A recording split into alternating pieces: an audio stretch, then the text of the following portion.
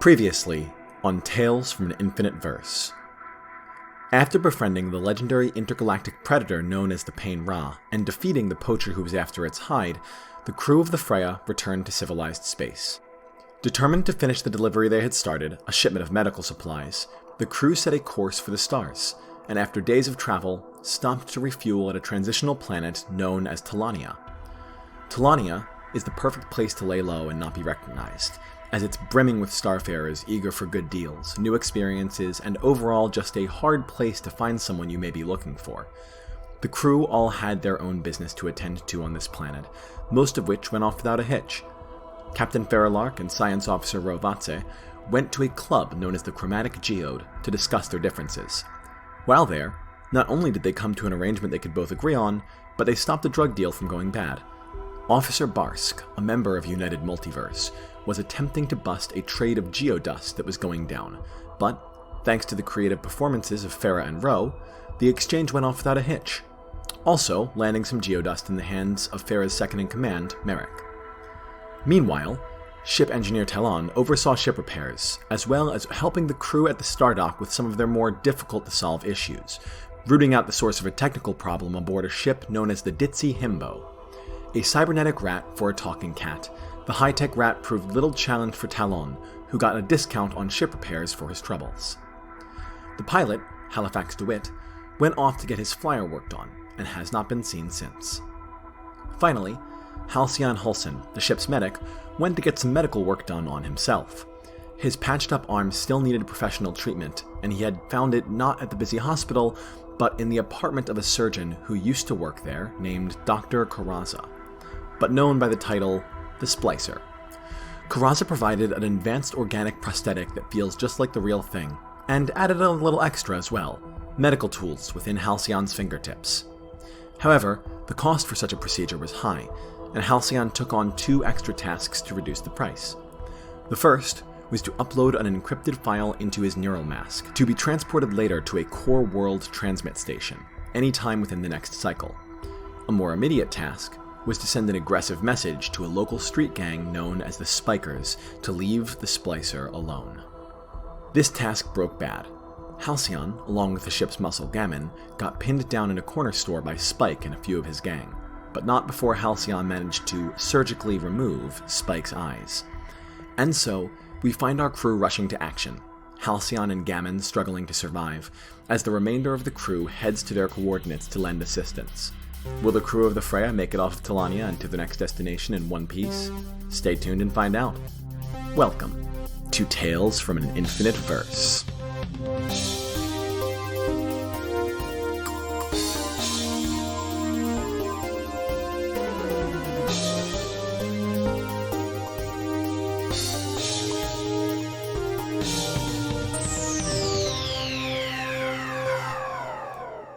We did it! We made it back, and I only cut the theme song off like a second and a half early because I forgot that would happen. Dang it, Josh! It's always something. On the final episode of Tales from an Infinite Verse we ever do, it'll be perfect. It'll be perfect, and then Actually, I'm or everything will go to hell. One or the other. I don't like this. All right, great. Cool. Well, welcome back, everyone. Welcome to Tales from an Infinite Verse. I am your host. That's weird that I called it that. I'll be your game master. I'm Joshua Kurtz. Over on my left, we have Dan Woods. Dan, who are you playing? Oh, I am playing Halcyon Hulsen, the ship's medic. Over on my right, we have Sean Gomes playing. I am playing Professor VaTze, who is a xenoarchaeologist and general scientist person. General scientist person, pretty much, that's the perfect description. Below me, we have Erin. Erin, who are you playing? Hi, I am Lark, the ship's captain. And to Erin's left, we have Ethan. Ethan, who are you playing? I am playing Talon, a Calasti engineer. Fantastic. All right, and we're here and we're ready to roll. You guys already heard the recap. The cast didn't, so if you guys forget where we are, I'm sorry I can't help you. But we are going to dive right in. There's a few... Sorry, we're actually not. That's not how this works. We're not going to dive right in. We have a few little things to go over first, which is, first... I want to offer a big thank you to everyone who has followed our channel because we have now hit more than 100 followers. So very, very cool. Thank you guys so much for being one of those followers. If you're not one of those followers, feel free to jump on the train. It's a lot of fun. In there. Yeah, and this is your fault. I looked over at you at that moment, Sean, and you were pointing at me, and I was like, oh, God. Another cool thing you may have noticed, and I'm not looking at the chat as per regulations, so I don't know if you have noticed or not, but if you are a subscriber, which is a $5 a month thing, which will get split between the cast and crew, but if you are a subscriber, you now have access to special Infinite Verse emotes drawn by the incredible Frozen Fish 124. Is that the official username? Here on chat. I just call her Frozen. But Erin's shouting Frozen out now. They drew these emotes. They're incredible. We have a Ellorah, a Torvani, a Calasti, a Malleus, and a Radiant emotes. And we may, if we decide to add higher tier emotes, add a Kelsara and the ship as well. We didn't bother with the human emote because those are boring. But we got every other, we got a lot of cool alien races. So if you're wondering, what do these look like? Now you can see some cool drawings of them, which I'm very excited about. So if you subscribe, you get access to those. Also, don't forget we have channel points, which some of you have probably accrued a decent amount of by now, which you can spend to give crew members advantage, you can spend to name characters in the game, and still in its trial phase, you can get a Star Whisper, which means I will give you a little secret or bit of lore that the characters either may not be aware of or hasn't come up in the game yet. Still sort of workshopping that one, but it's available for now, so make use of it. I think that pretty much covers it. Last thing, in case I forget, 2 weeks from now, I do not believe we are playing. I'm going to be in California on vacation, and I'm taking a vacation from all things. But either we are going to bump the schedule like a week later, so it'll be 3 weeks from now, or something like that, if we can squeeze that in, or... and definitely for the first 2 weeks anyway, we're going to be running reruns. So if you know anyone who wants to game and it's like, I don't use YouTube, it's against my moral code, then I will be running reruns of the first reruns of the first 6 episodes of Tales from Infinite Verse will be going on this channel Saturday and Sunday each week. So next Saturday and Sunday, 7 o'clock will be episode 1 and 2, then Saturday episode 3 and 4, so on and so forth. Math. And I think that pretty much covered it. Does anyone else have anything that I missed or that you guys want to go over before we start? Elle's show. Elle's show. Ethan, you know more about this, right? Can you give us the details? Yes. Elle is still not with us tonight. They are at rehearsal. Their show is on. Ethan's about to tell you the details, but we're very excited for them. Very happy for their show. It's digital, so go check it out. Ethan, hit us with the deets. Yes, it is called The Puffs, or 7 increasingly eventful years at a certain school of magic and magic. It is a hilarious and heart-wrenching show, both in equal parts. It is about the entirety of all 7 books of Harry Potter, but from the Hufflepuff's point of view. Terrific. And it will be this coming up Saturday only is the only night that they're doing it. I will send a link to Jake so that he can put it in the chat if people want to hit it up. I will check in for an update. I will make sure the rerun happens at a time either before or after that. I'm not going to go over that show. I support. Yep. Cool. We good? Mm-hmm. Great. All right. So we come back to our crew in the heat of the moment. And when I say our crew, I mean the most of the crew. Halcyon is not present with that most of the crew, nor is Halifax. Neither Hal is currently with the rest of the crew.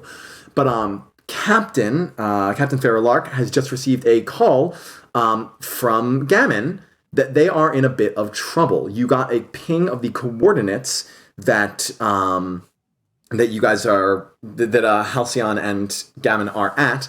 And so they're in a corner store, kind of by those coordinates, and you guys were going to make haste to get off there. I want the first scene we do to actually be with Halcyon and Gammon, but I do need to know how long it's going to take you guys to get there. So what is your... Do you guys... I mean, you can run if you just want to run. Do you guys have a fast way of getting there or navigating the streets? What is your MO here? What's your plan for approaching this volatile situation? I'd like to get there as soon as possible. I'm imagining that there's like a taxi service. Is there? Oh my god, yeah, absolutely. For sure there's a shuttle service. Yeah. Get you there nice and quick. If you guys want to take a shuttle, that's fine. So is everybody going? The three of you, and if that's the case, which NPCs are you bringing? I mean, Gammon's already there, but... We're absolutely leaving Hugo here. Okay, Hugo stays. You sure? You sure?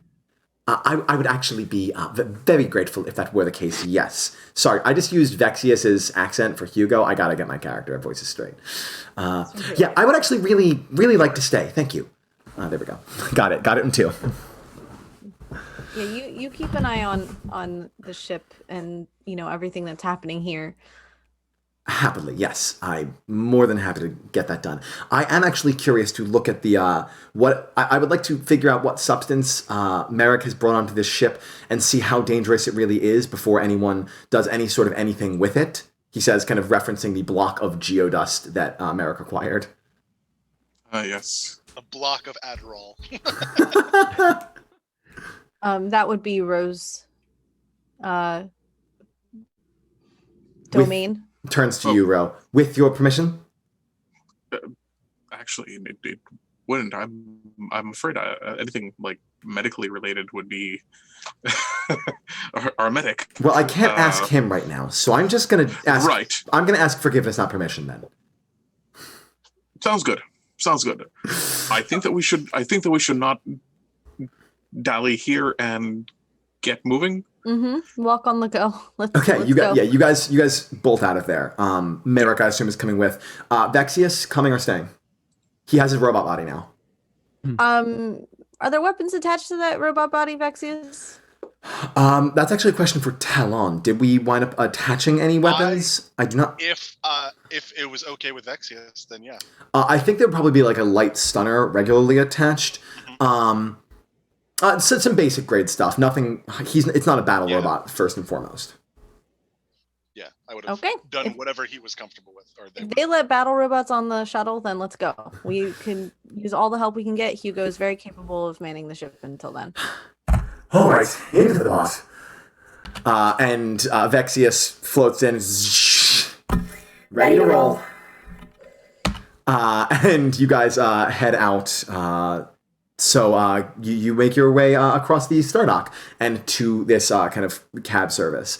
Sure enough, flying around, there are all sorts of mostly it's sort of hover shuttles, but there are definitely some flyers as well. This is not something that's going to cost you cred to get a taxi. That's sort of a pocket change sort of a thing.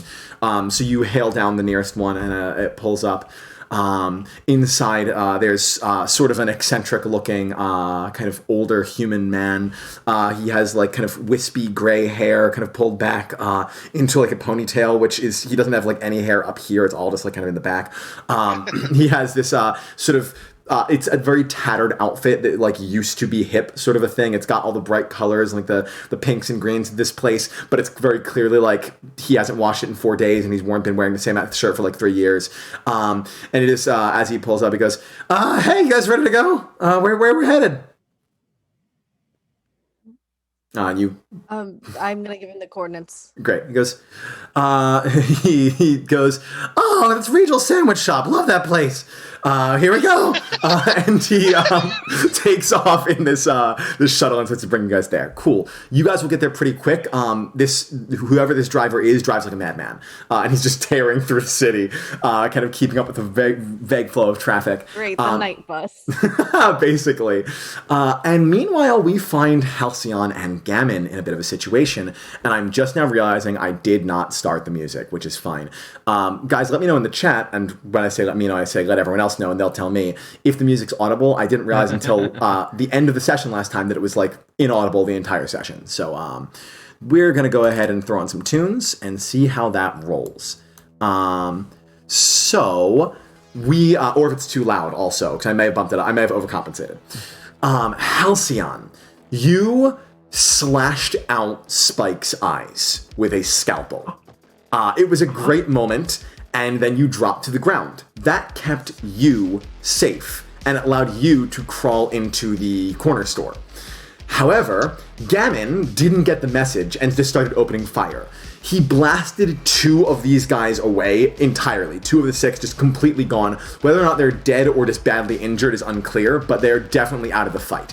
Before following you, taking some fire, because he had no sort of cover in the street and didn't really comp onto the plan until it was a little too late.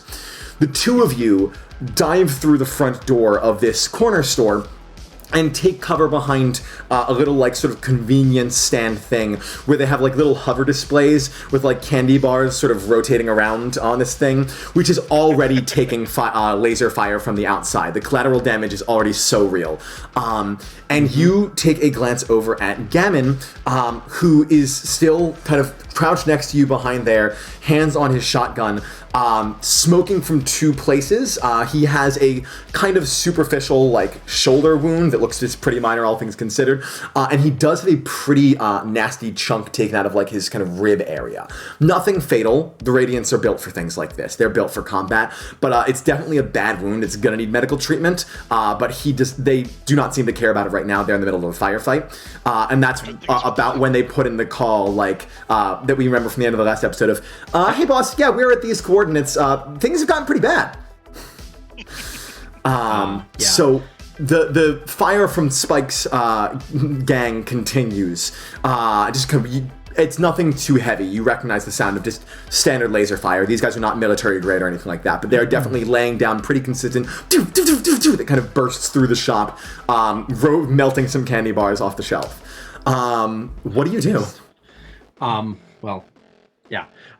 So first thing, Hal would definitely notice the injuries and just like look Gammon straight in the eyes and maybe even like lightly grab his chin and like force Gammon to look in Hal's eyes. You've taken a couple hits there. Are you okay? I can give you some quick triage if you need it. I'm good. This is really romantic. Is this romantic? You're doing the whole thing with the face and we're in the middle of a firefight. That's like pinnacle. That's like as top as it gets. Are we cool? No mouth. And just like lets go of his chin. Just like not actually face palming, but a very internal just the laser fire picks up. It sounds like the gang that you guys had out there is probably not the entire gang. Maybe the others are joining them now. The shelf you were hiding behind is not going to hold for too long. For sure. So after the potentially romantic moment between the 2 of them, Hal he has his laser pistol out, and he's going to just pop up and take a few pot shots out there. Okay. One hoping to get just more of like a lay of the land and see where people are, and maybe he can direct Gammon a little bit better that way. And also just to hopefully maybe land a few hits on them. Fantastic. Pick your priority. Which is more important to you, getting a lay of the land or actually like pushing the fight in your favor? Lay of the land. Okay, so go ahead then and roll plus intelligence. You're not gonna... Yeah. The fire is just narrative at this point. This is just you shooting a few shots, not expecting to cause any harm. Go ahead and give me an intelligence roll to see if you can figure out what to do next.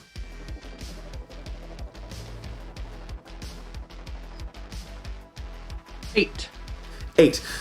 You take a quick pop up, fire, and pop back down.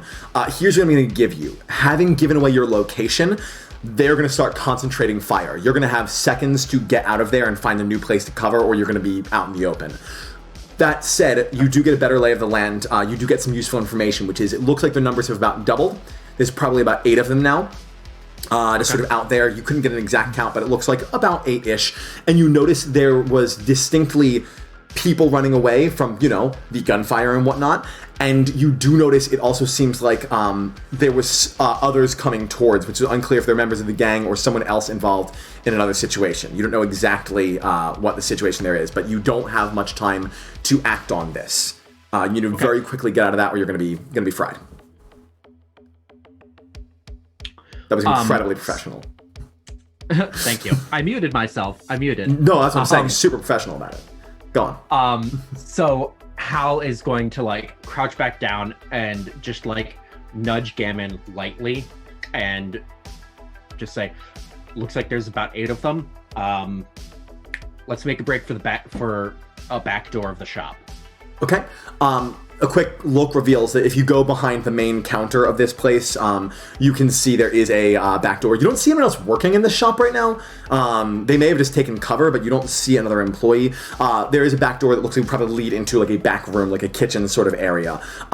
You are in a sandwich shop, it seems. The equivalent of a Subway on this planet. There's all sorts of things laid out. There's a big billboard that's glowing with different sandwiches. So there's a kitchen here.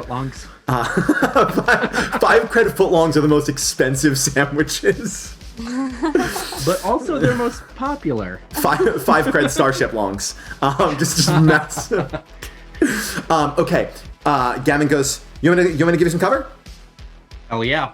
All right. And as he says that, doesn't fully pop up, but just enough to kind of just get a bead on things, just kind of half see things and just start firing. Sure.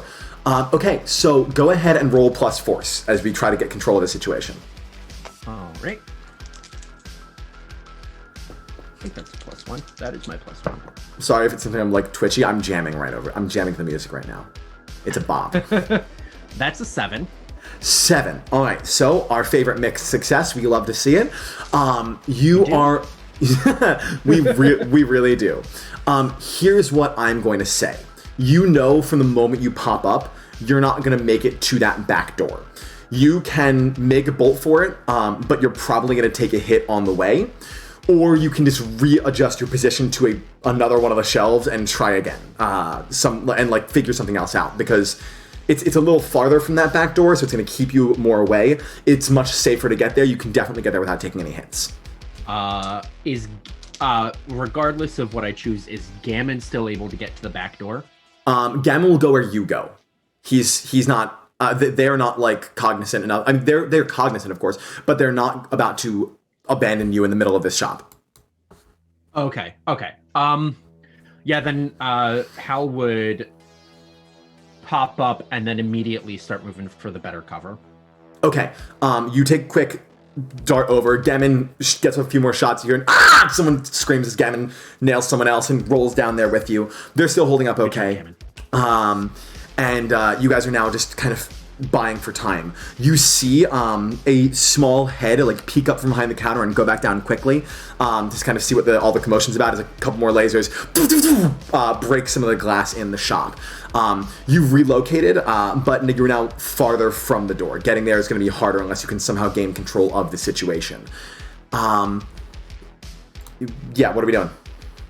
Okay, so Hal is going to shout over to whomever's behind the counter. Terribly sorry about the mess. Do you happen to have a gun back there?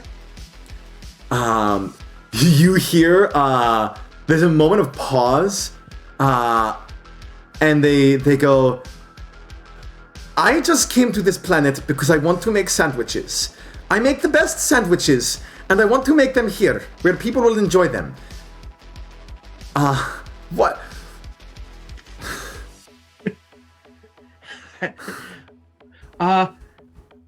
This always happens.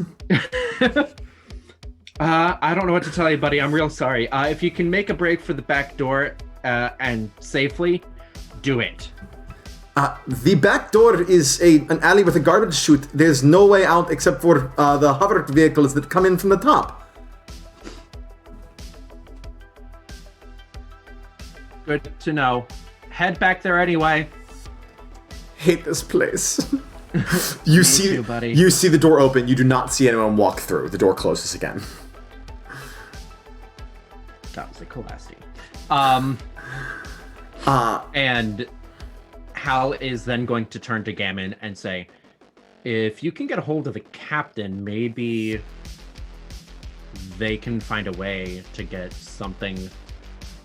a hover car down that tube, and we can just leave.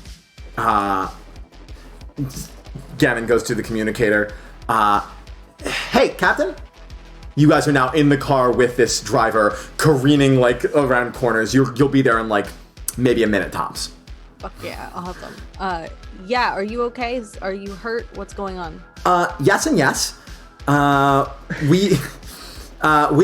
pinned down in the sandwich shop. The only way out, except for like through the people, which, my preferable route at any given point in time, through the people shooting at us. The only other route is a back door, but that like you need to get a hover car down in there, or you can't get out that way. I could climb pretty good, so maybe I could do that, but maybe not when I'm injured.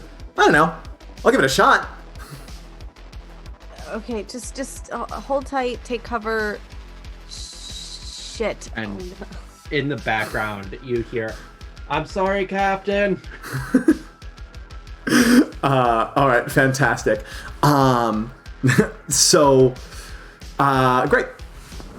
Meanwhile, the gunfire lets up a little bit. It slows for a second. This is the wrong music. Please hold. This is club music. We're not into that life. All right, firefight, pause for music. It slows for a minute, and then stops entirely. You hear angry conversation from outside. You hear the members of the gang sort of yelling over each other, and you're enough! And then it goes quiet. And Al cautiously peeks his head out from around the stack. You see there is a giant marble-skinned man in a United Multiverse uniform who has shown up on the scene, who is currently talking. He has his own incredibly menacing firearm drawn. His gun looks like it could swallow their guns for breakfast. It's just a pistol, but it's a very big, like, magnum heavy pistol. This is the kind of pistol that you do not want to be in any sort of firefight with. And he's talking to this gang of now 8 people who are standing out there, plus Spike, who's still clutching his face with his blood like dripping down to his hand and his face and everything. And Spike is now saying, this guy just came out of nowhere and started threatening me, and he fucking slashed my eyes out, man. And he goes, oh, it still doesn't give you permission to open fire on a place of business. And he starts to walk forward. At this point in time, as he is approaching the store, Phera and company, your driver is approaching and slowing down a little bit as they see the fact that the kind of crowd's clear. They go, hey, it looks like something's going on here. You sure you don't want to go to... There's another sandwich place across the road. No, that's fine, everybody. Are you good here? I can get you closer. Just... Okay. Quietly. Wait, Sorry, what was that, Ro? Talon, how good are you? Oh, Talon, you're muted, I think. Sorry, we wanted to land in the spot behind, didn't we? Yeah, that's the thing. We need to get out in front to make sure that guy doesn't push things while you guys rescue him. So, Talon, how good are you at actual piloting? All right. It's not my strong suit, but... All right, maybe you stay here on the ship and direct our friend here with maybe a little bit of monetary cajoling to go around back and pick up the trash. I don't see why we don't just go in back and pick up friends and leave We can make a distraction. problems problems to authorities. You guys want me to go in the back of the sandwich shop? Yeah, we've got a pickup to it's a consider it a pickup window. He's gonna look at you, and he's gonna look at the scene, and he's gonna look back at you. Can you go ahead and roll me plus influence, please? Give me that good influence roll. I really, really hate to turn on the charm. This is not like. I think Ro really hates how good he is at this. Like how good he is at this because it like undermines who he is. The bard just wants to be a wizard. Yeah, exactly. It's like, I wish people would respect me for my spell casting, but no, I have to go charm another person. All right, go ahead and give me that influence roll. Nobody asks for dancing lights. Everybody asks for the seduce check. Anyway. So yeah, Ro will just kind of sigh, sit down next to him and just say, look, it's very important that we get this done as calmly and cleanly as possible. And he puts a hand on the dashboard, and when he pulls away, there are like a few extra, like a smattering of creds. They just happen to leave there. Yeah. Right. Just the pocket change creds, right? Not actual Not like an actual yeah. No. But this guy's he's a sky car driver. I mean, oh yeah, no, he'll take what he can get. Yeah. All right, 5 + 6 + 2. That's a 13. 13. He goes. He looks at the creds, and he looks at you. He goes, "Wait a second. Is this some sort of heist? Because I've always wanted to do a heist." No, it's more than a heist. It's a heroic rescue. That's it. Yeah, that's like a heist, but better. Exactly. It's a heist, but on the good guy's side. All right, yeah. We need you now. Wait! He just takes a bit in the middle of your speech. Just takes this car. This thing. It's not meant for like high. This is not a flyer. This is a hover car. He just goes and like starts like navigating kind of up the sides of the building and like trying to get his way there.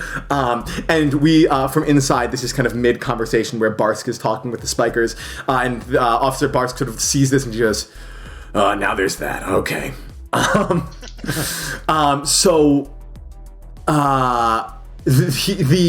think as you guys are going up, one of the gang members is going to kind of tap Spike on the shoulder and be like, "Boss, I think they're trying to make a getaway."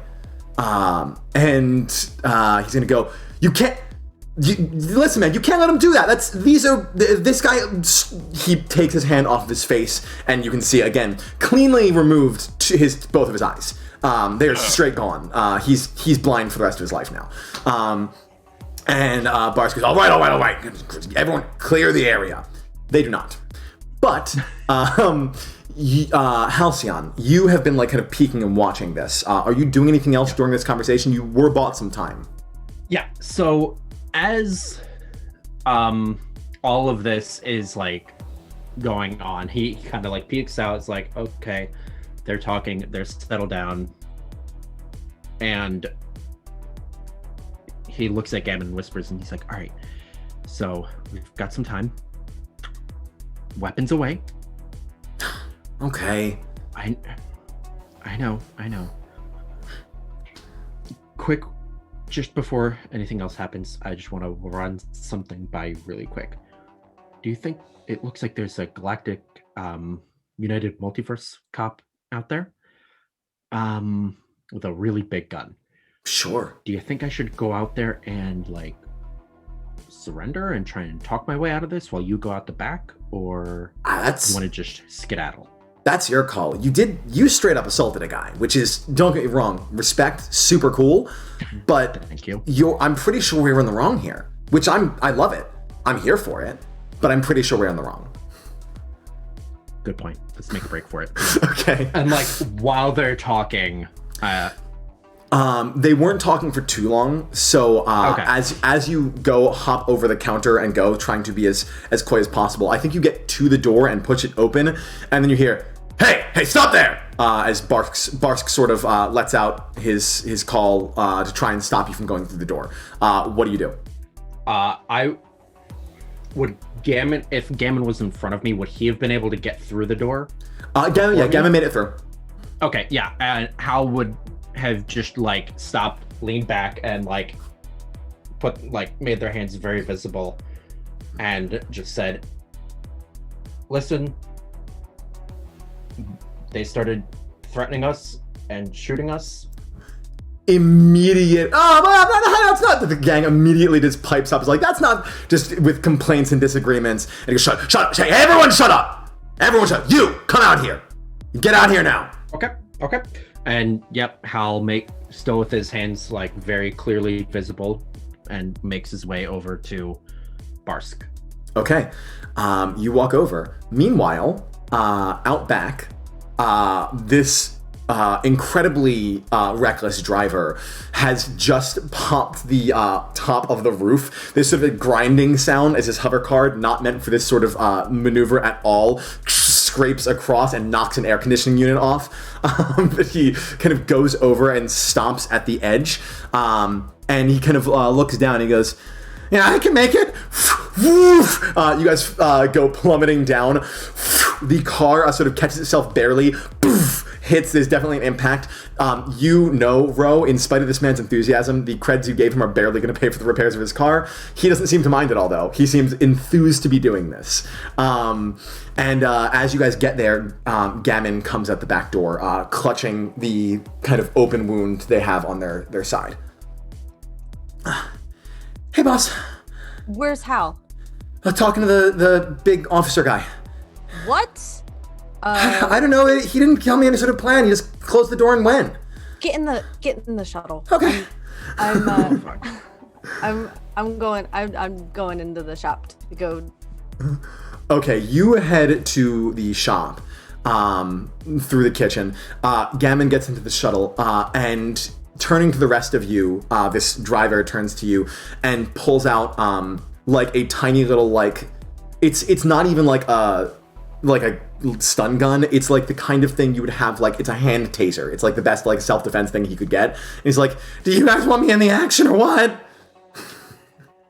Absolutely not. You have done more than enough. You have proven yourself worthy. Yes. G-Man's gonna sit this one out. Okay. And yeah, Talon, what you got? Talon's gone. I figured. I was literally about to. I have to assume Talon has left the vehicle, is stealthed wherever he wants to be. Great. Something I just want to recap, because we haven't talked. I know you've done it a lot. We don't actually talk about mechanically a lot. For any newcomers, that is the stealth move, which basically says if you leave and sort of vanish into a crowd or any sort of place, as long as you can justify getting out, you can reappear at a convenient point in time when you choose. So, Talon's gone. That's all that needs to mean. Incredible. We love it. We love it. So that leaves Vexius, Ro, and Gammon now, and Merrick in this very crowded hover car. It's a clown car situation, especially with a robot sort of like tucked neatly into the back. Halcyon, you have walked out to Barsk, who says, all right, I don't want anyone talking out of turn. I want to be very clear about this. He points at Spike. Did you cause that injury on this man? Spike leans over and goes, who's he talking to? And he goes, not you, boss, it's good.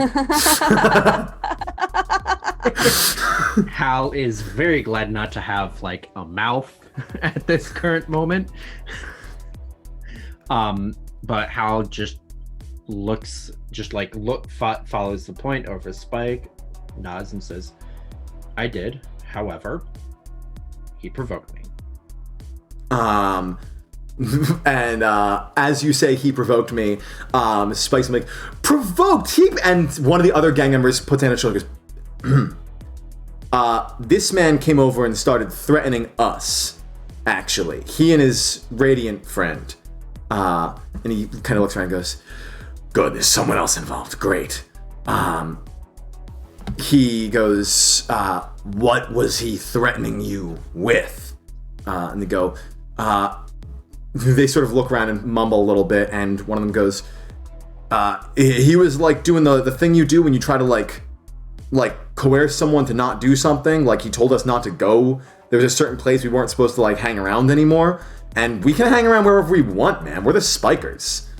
And he turns back to you with a patience that you can see Barsk is quickly running out of, and says, Is this true? And I shrug and say, in very broad strokes, yes. I was asked by a friend of mine who helped patch me up that these young gentlemen were giving them a bit of trouble. And so I came over here and asked them politely to not do that. They didn't like that, and they threatened me, and they were starting to surround me, so I reacted. Go ahead and roll influence. Fuck. What? There's no other roll this could have been. I know. I knew that going in. Cool. That's a 4. That scans, yeah. The very well-spoken gang member is going to open his mouth to be like, as at last I checked, we weren't surrounding anyone, and there's certainly no precedent against like looking tough, as we obviously do. And he's in the middle of this like dumb argument when there will be consequences to this, I promise. But to see exactly what they are... Oh, I know. To see exactly what they are, I need to know what Phera's doing. Phera, you have entered the sandwich shop. You are in the kitchen. It's a well-used kitchen, but it seemed to be like closing up. You guys were getting near the end of the day at this point, so it was closing up for the night. Oh boy. Are there bottles? Oh, you bet there are bottles. Are there rags? You bet there are rags. Is there anything to light said rag? You're in a kitchen. Great. I'd like There's to oil. make a Molotov, please. If you'll excuse me, ma'am, what are you doing? You look over. There is a very old gray-furred Calasti sitting on the counter. He has little like wraps around his paws, which are like the equivalent of like you'd put like a kind of cap on to keep hair from getting in food, or like a beard net. He has like to keep his paw fur from getting into the food. Very, very careful. And he's watching you stuff a rag into this bottle and looks at you. One eye is like droop a little shut. You can't tell it's just like he's very old or it's not working anymore. But this very, very irritated Calasti is looking at you and asking what you're doing. I'm gonna look at the bottle and be like, saving my friend here. I'm gonna try to like kind of issue do I have pocket creds like enough to buy a soda with? Oh, for sure. Yeah, absolutely. Yeah, I'm gonna just toss a couple of Siasm stuff in this bottle. I promise I'm not gonna throw it inside the store. It'll be outside only. Don't worry about it. It'll be fine. Go ahead and make an influence. Okay, well, that's fine. Let's see how this goes. I just want to light something on fire. Oh, I know you do. This is a reminder, you guys can give your crew advantage for a certain number of channel points. What do we get? That's okay. The Calasti is going to say, in the last 5 minutes, my store has been shut up. I've lost most of my supplies, as well as causing enough damages to the store that it will take a week or 2 weeks at least to pay for repairs, assuming I take no pay home for myself or my 7 children. So, assuming that you are building an improvised explosive in the middle of my store, I am going to have to ask you to not get involved any further in this on our premises. I'm not going to allow you to do that. Can I bribe him with my last actual cred? You want to pay it like a full cred for this? I mean, yeah, if pocket creds aren't gonna be enough of a bribe, I'm just gonna I gotta get Hal out. So I'm gonna bribe him. You don't have to do it this way, though. But it's cool this way. Phera wants to do it this way. I'm gonna say this. This I will allow. We'll get to a cred offer in a second. That'll be a separate thing. But at the very least, the failure has taken up some time, and that is valuable right now. So we're going to go back to the other failure and see how that plays out. I wanted to see if you were directly involved in that or not.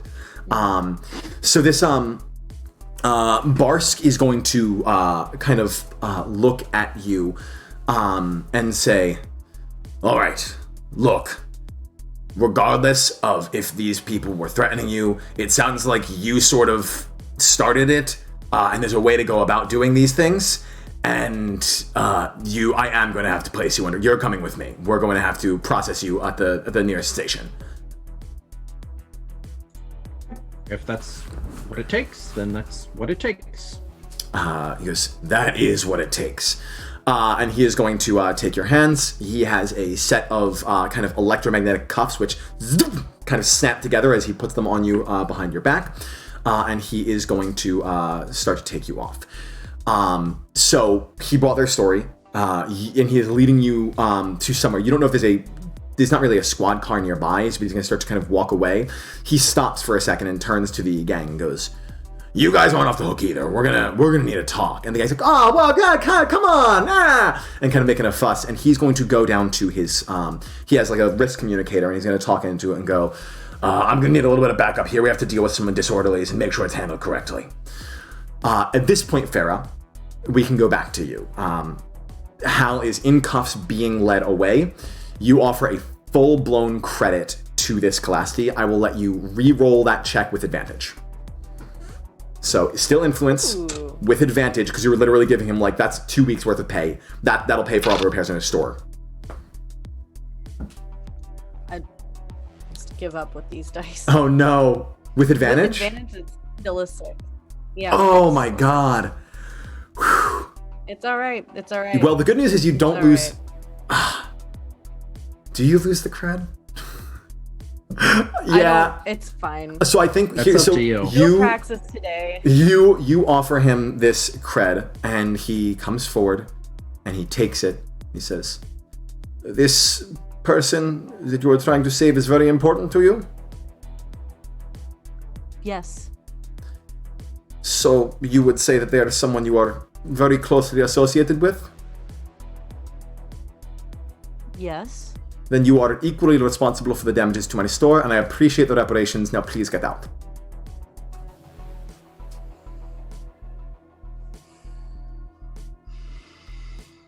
Is there a door in...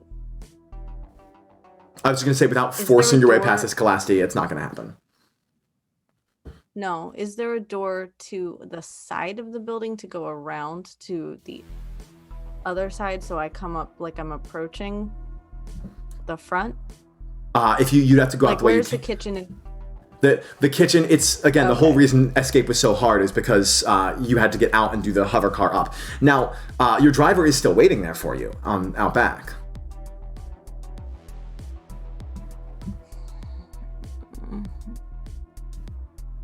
Meanwhile, can I take a peek and see what's going on with Hal?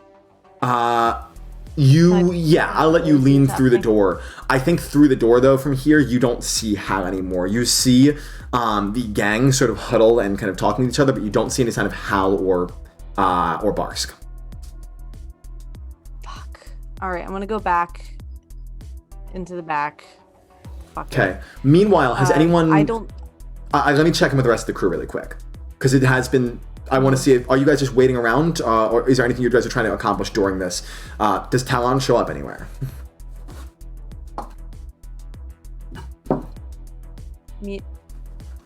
Anyone? Oh. No, we can't hear you. Oh, sorry, my bad. I was muted because I was chewing. I was about to say something, but I was waiting for Phera's plan to pan out or not pan out. Well, it didn't pan out, so what do we got? So, didn't pan out. Talon, you spot climbing across, I assume there's like a roof or whatever to this building? Even if it's really tall? Yeah.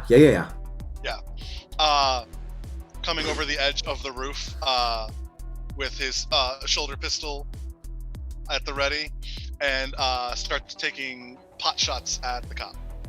Okay, just straight up shooting at Barsk. All right.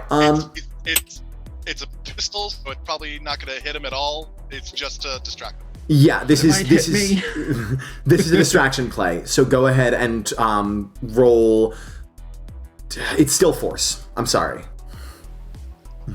I know you don't like force. By the way, we have a raid. A raid? No, I don't like force. Mm-hmm. Well, welcome, raiders. That's okay. It's my Dishwater Sponge, thank you for the raid. I had to check. I appreciate you being here. That's wonderful. I'll do a catch up in a second. He's a cool guy who was playing Stardew earlier. Not terrible, but my force is a -1, which makes that a 9. It would have been a 10. I mean, 9 still, hey, that could be worse. So, Yeah. I'm going to basically give you a choice here, which is, it is just a pistol, which means in the busyness of the city, and he's already starting to kind of move away and closer to a crowd, there's a pretty low chance he'll notice you unless you're shooting very, very close to him. And if you're shooting very, very close to him, there's a pretty decent chance you'll hit either him or Hal. If you want to get his attention, you will, but you may hit Halcyon.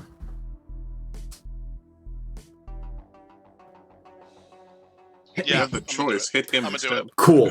You let off a couple of shots. They're close. A couple hit the ground near his feet. Sure enough, one of them is going to slam into Halcyon's shoulder. Halcyon, can you brace for impact for me? Absolutely. You have I love where this plan is going. What, 2 armor? Is that right? Yep, I've got 2 armor. And if I could I have angled myself so that could feasibly have come from one of the gang members? You're on top of a roof, so probably not. But the good news is, if it's not a big wound, he can't see he's not seeing where it came from anyway. That's an 11. Fantastic. That reduces the wound level by 1, which I believe it would just be a minor injury for a laser pistol anyway. So that bounces off your armor. You're fine. Yeah. With that though, Hal, even not knowing where the shot came from, I feel like he would be able to tell, from the force behind it, that it came from up above. Sure. But he would collapse on that side, hamming it up, and just reflexively reach to try and grab the injury like you do. Yeah. And just look over at Bartz and be like, I think they just shot at us. Oh, what the hell? Can you go ahead and give me influence, but because of the brilliant, the situation in general, that you literally just got shot and you can see the smoke kind of coming up, I'll give you advantage on this. Thank you. Oh no. Oh no. A 2 with advantage? I rolled a 1, a 2, and a 3, and I have a -1. That's a 4. That's a 4. It's still a failure. Still a 4. Oh, with advantage. It's advantage, but it's still a failure. It's still a massive fuck. But oh god, this is getting so out of control so quickly. I know. Oh boy, I'm changing my tune on so many things. Okay, so he looks down at you, sees the place that hit on the shoulder, looks to them. None of them have weapons drawn right now. Scans the roof and spots Talon. I was about to say, as soon as I took the shot, I would have ducked back down. I will say, for the sake of Dan's failure, you did not make it out of there in time. That's fair. And he's gonna narrow his eyes and go, and he's gonna grab you and more forcefully start to drag you away. He goes, "We're getting out of here." Whoa! What the? Come on! Hell? And they shot at me. At this point, he literally has you by the shirt, and he's dragging you across the ground. Oh, also, you couldn't grab your shoulder because you were cuffed, so it's just kind of. But I get what you were trying to sell. Yeah, just yeah. I mean, even not even trying to sell, but just reflexively, Yeah. Yeah, Hal just will try to stand up and walk alongside him and feel what the hell? They shot at me. I'm fine. Thank you for asking, but they shot at me. Dragging you through the streets, just physically dragging you. Meanwhile, Phera now does get back to the car, which is now short Talon as well as Halcyon. The crew is dwindling. Merrick is kind of leaning, sees the look in your face and goes, "And you were worried about me getting drugs." This is not the time right now. Everybody, where's Talon?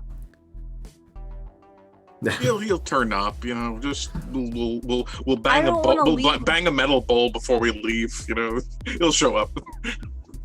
Ding, ding, ding, ding. I'm gonna shout for Talon. Talon, you hear her. All right, I'll jump off the roof. unland of the car. Okay. You kind of drift down there. We gotta go. We gotta follow. Intercept. Yeah, I tried to make a distraction so he could run away, but Did you see what direction they were going? yeah, they went that way. Okay. To the shuttle guy. What's his name? What's your name? He never said. You never asked. Okay, he what's goes, your name? You can call me the G-Man. No. Okay, I won't do that. Okay, Where the multiverse guys? Where do they keep their when they arrest people? Where do they go? Oh, I don't know. Somewhere off planet. Off. Okay. They Everybody. have a station not too far. Okay. Can we go there? Or can you take us there? To the station that's off planet? You said not too far. Oh my God, you're giving me mixed signals. Just okay. Everybody Not in. too far from the planet, I think he meant. We're Yeah, going that's what I meant. We're gonna have to take him back now. Hell yeah, let's go! And G-Man starts driving the car back up the wall. A very quick pause for our raiders, if any of you are still hanging out. You've come in the middle of a bit of a heist scene where we're now trying to rescue an imprisoned Already Halcyon. got it in Yeah. chat. I'll stop. Thank you. Yep. Cool. So you guys go up and over and start to head there. Telon, you enter back into the car. You guys are making your way there. And as you go up, you learn about some more consequences that have been happening, specifically the backup that Barsk called, which was given a location. As your car reaches the roof, a sort of UW grade flyer reaches the roof as well. Now, this is, again, a hover car. It's meant for ground travel. And a kind of flying United Multiverse size UM vehicle enters, kind of hovers down and like spotlights on the car. And the G-Man kind of turns and goes, "You want me to gun it?" Yes. Just goes for it. He's already sold on this whole heist. And the car is in the middle of going. You hear from inside, "Please stop." Wait, I can do a voice. You hear, "Please stop the vehicle." Oh God. And immediately it turns into this now chase scene, which is going on. All right. We are in it now. While we are doing this, does anyone want me to upgrade weapons? Can you do that in the amount of time? Yeah, how long does it... I feel like an upgrade probably takes some time. Yeah. It technically doesn't say how long it takes. I mean, theoretically, if you really wanted to upgrade something, maybe you could give a quick and dirty boost to the ship, to the car itself. That's kind of what I was thinking. That's what I was thinking. But like, especially considering you're in the middle of a chase scene moving vehicle, you're gonna have the most disadvantage that I can possibly give you. So you guys take off. It's my patched up can raise something's class by 1. This is a bit of an interesting situation because you guys aren't in control of the vehicle. G-Man is. So I'm gonna need you guys to tell me how you're helping G-Man. He's fast and he's decent, but he's not good enough to outrun a higher class vehicle of highly trained United Multiverse people. So how are you helping him, or how are you either hindering the United Multiverse people or helping G-Man do his thing? Ro, what do we got? All right, I swing around. I'm assuming that they're like bucket chairs. That's swing in. Sure, yeah, swing. I love it. Right. Bucket chairs. Let's go. I swing around. I need a full map of the city. Like, do we have a GPS, like a global positioning hologram thing or whatever? Yeah, of course we do. I'm a driver. I'm effectively a sci-fi Uber. What do you want from me? Right. So Ro basically takes the little tiny display, which is usually just local area because of speed that he's supposed to be legally traveling at, does the whole like pinch and expand to get like a much wider view of the city, and will just stare at it and like, eyes going all over the place, and then in the most calm voice possible start narrating where he should be going to end up in main thoroughfares ahead of the cops, not following them, but instead cutting them off. So, take a left here, and in 3, 2, 1, the lights will change, take a right. Fantastic. Basically, Ro is getting all of this information and just verbalizing it as very, very cool. As it goes. Roll intelligence. Very, very cool. All right. That is a 7 + 2, 9. All right, 9. We love to see it. That gives him some help. He's navigating. I'm going to say the more the better. The more help you get, the better this outcome is going to be. So what is everyone else going to give us before I resolve all of this? I'm going to look at Merrick and going to give him like a kind of mischievous look that's like Training Days buddy. And when we used to do like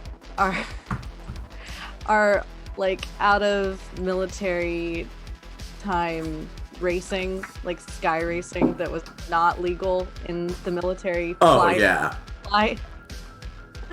And I just kind of like one of those like, okay, G-Man's kind of got this. So you sit shotgun, and I'm going to take out my plasma pistol and kind of like open up some kind of, is there like some kind of like window like situation? Yeah. Oh my God.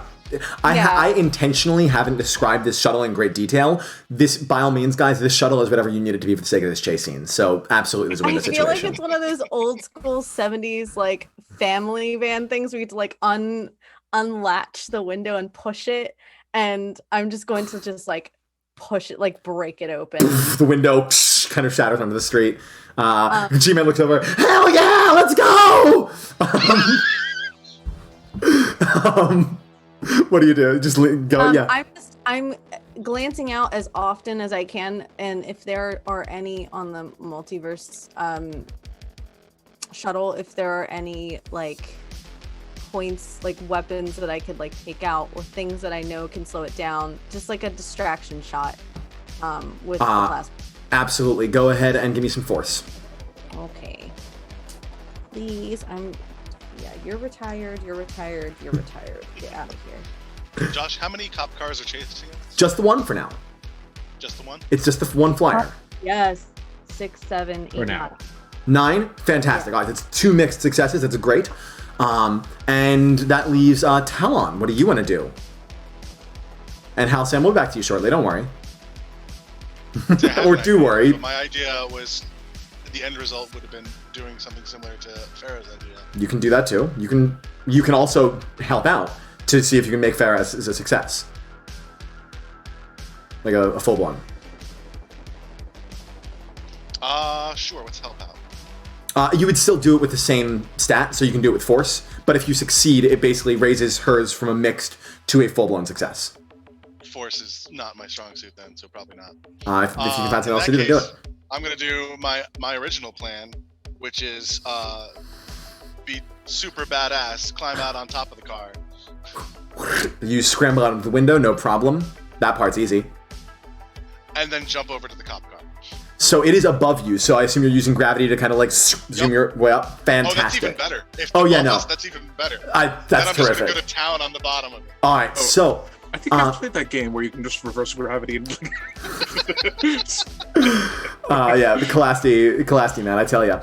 Cool. So go ahead and give me finesse. Okay. Yes, 10. 10. So that is 2 mixed and a success. That's fantastic. That's definitely what we needed to make this happen. G-Man is staying as best ahead of the curve as he can. With Ro's guidance, he's managing to sort of like weave in and out and kind of get a little bit ahead in spite of the flyer's maneuverability. There's a point, the flyer you can see is actually not shooting to kill for any reason. They're not trying to like blast the car. They seem to have some sort of tractor beam thing where they can like actually physically hold things in place. And you see that like miss as it will hit something else and like stop it for a second. They have to drop it and refocus. So you get a few shots every couple of seconds, but with careful navigating, G-Man manages to avoid. There's one point in time where one's like, it's aiming straight down at you guys, and Phera, you pop it. It does not break the thing, but it does kind of make it malfunction long enough that it just misses you guys. You guys are just kind of keeping just an inch ahead of this at all times. And then Talon, you land up on the bottom of this thing. You're a cat. You're cat weight, so they probably didn't even notice you hitting. You get up there. The tractor beam thing is in the bottom, so that is right there. Like the thing they're aiming is meant to like grab things from up above. The good news is it's right there. The bad news is there's definitely a camera involved in some way, so they're going to be, if they haven't seen you yet, they're going to see you in a second. Instead of the tractor beam thing, can I try to like equivalent of cut the fuel line or something? This is a pretty enforced thing, but you can give it a shot. Try to navigate your way around. I'm actually going to have you roll with intelligence to see if you know enough about this vehicle to get there first. Okay. Sean's giving me a look. Sean's judging my call. It's fine. Sorry. You're so good. But mechanics are my expertise. Oh, okay. No, I see where you're coming from. I would say it's just because it's like a cop car. It's more of like seeing if you know enough about this model. But I see where you're coming from. Fine. Expertise it. I will say, if you don't mind, a Please. very short segue. This has opened my eyes to how I really need to cement the idea of anything mechanical is expertise. Anything non-mechanical, as in either biological or pure information, like digital, is intellect. That's where the split needs to happen. So believe me, I'm taking notes. So agreed and appreciate it. Feel free to segue and cut at any time. This is the perfect time to plug. I have to say this now. If for those who don't know, because we have some newcomers here, Sean created the system. Sean is the maker of this game, so we're glad to have him.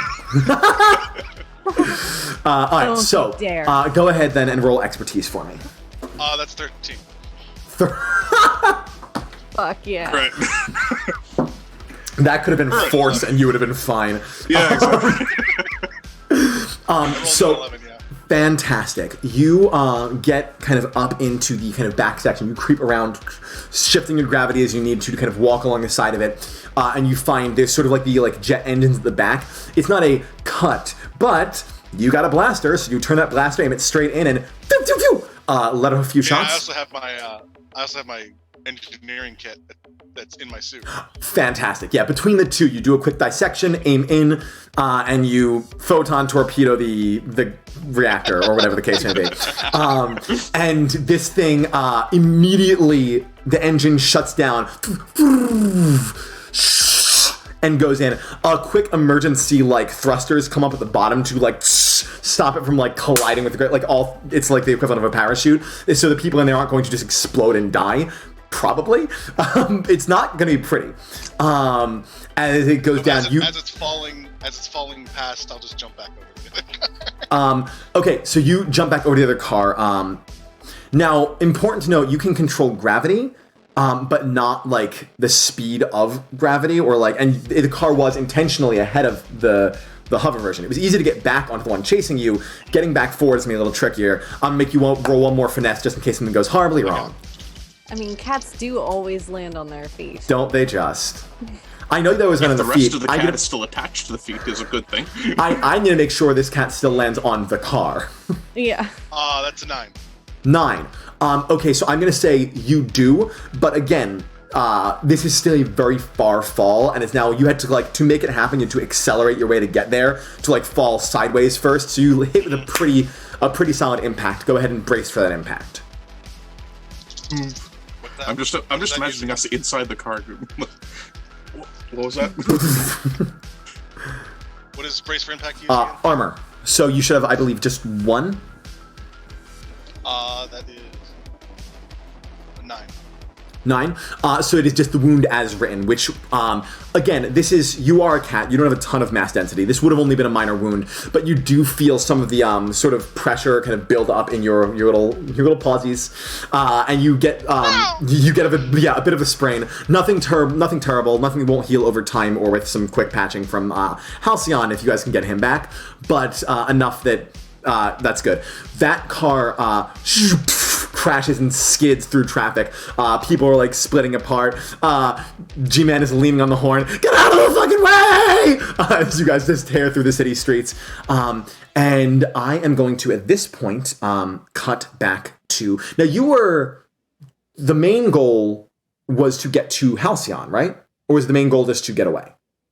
Whoa, we are not going away. We're getting Halcyon back. That's what I figured. So at this point in time, with Ro leading with the directions, you can take a quick look around. If you tell G-Man to slow down because he's still just plowing, you can see now at the other end of the block where Barsk is easy to pick out even from far away because of his immense size and unique skin color with the whole like marble patterns he's got going on.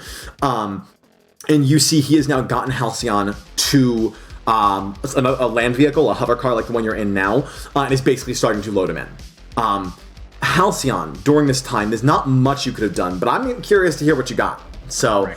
as he is dragging you to the car, would there be anything you're doing other than complaining, or?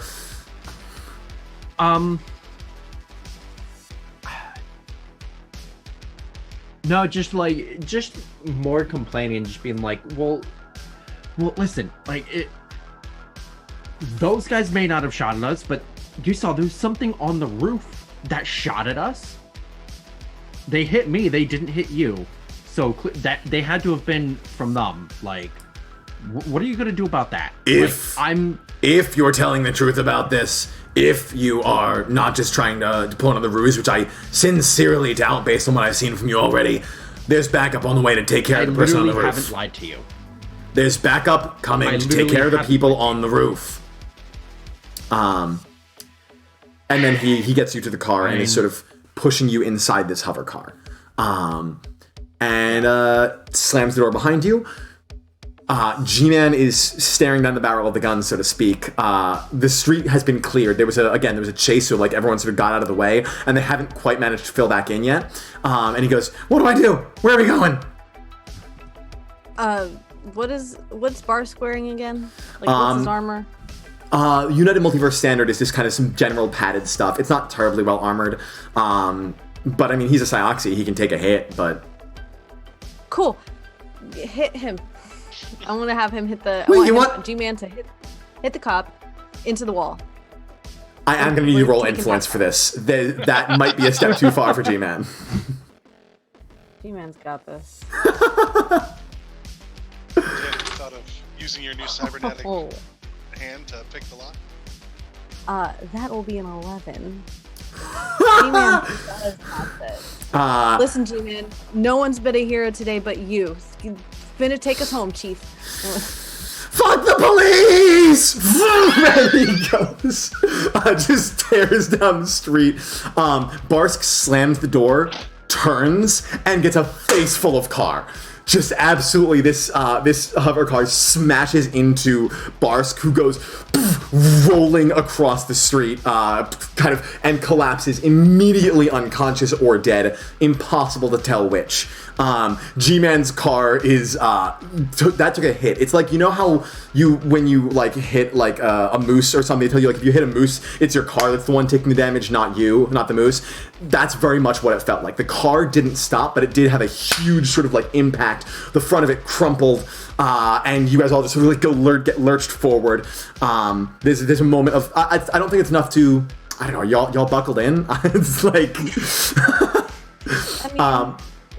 I would have assumed that we would have braced. Yeah, I'm gonna say go ahead. I'm gonna have you brace for impact, but I'm gonna give you advantage because you literally saw this coming to physically brace for this impact. They're in a car crash effectively. Do I add any mods to that? Armor. So you have a +1, I believe. Okay, that would be all of us 10. Or just Phera? Everyone should have anyone who doesn't have a +1 built into their armor already. Phera gave a +1 as part of one of their character building things. 10, you said? 10. Great. We love a 10. 11. We love an 11. That's a 9. 9. Okay. So this is a car crash. It could have been a lot better, for sure. Could have been worse, but could have been better. Oh, we got a follow. I need to roll for impact. Thank you for follow. No, he's hitting the... I'm hitting... Barsk has not gone into the car yet. So this was hitting Barsk full body, meaning you just see Barsk go flying. Like the end of Mean Girls. Yeah. Yeah. We Regina Jordan. That's sort of how it went down. So let me go ahead and change this really quick to some other music. So was that a major or a minor? That would have been major, is what I was getting to. So, cool. I think as you guys hit Phera, you were braced. You maybe crack a couple of ribs. It's not that deep. You've dealt with worse than this. You're banged and bruised. There's some cuts and scrapes. Talon, you already had a minor wounds that automatically upgrades to major. So as this happens, I think you're as you kind of 11? well, yeah, because it reduces the major to minor, but you already have a minor, so it has to stack back up. So you take that hit, and as you kind of like get launched forward, not able to adjust your gravity fast enough, your tail gets caught at the kind of back end and like gets twisted in a really nasty way. So your balance is going to be off. For which is this cat sailing through the air. Ro, you got a 9, right? Yeah. So it's full. So full major wound. I'm gonna say dislocated shoulder for you. As you kind of slam again, some bumps and bruises, and pop, your arm comes out of its socket. Not terrible, but certainly not great. As you go through this impact, sort of, you guys all sort of recover from this impact. There were some other people in the car. If you recall. The already injured Gammon is in the car, as well as Merrick and VaTze. VaTze is a robot body, which is very easy to repair and pretty armored already, so VaTze is doing fine. You guys couldn't really do much to protect each other, so all I'm going to give you is basically sort of similar rolls to what you guys got, which was, for the most part, improved. So I'm going to say Gammon's pretty prepped for this. He got a minor, but Gammon also had a minor and a severe already, so that goes up to major. So Gammon's looking pretty beat up. Gammon, you heard some bone snapping. Gammon's going to need some recovery after this. And Merrick is just a minor injury. You don't actually see what Merrick's injury is. He looks fine. Same for VaTze. VaTze is a bit shaken up, but overall okay. And you guys settle in the car for a moment. There is a moment of peace and quiet. Ro. Ro tries to roll his shoulder a bit, can't.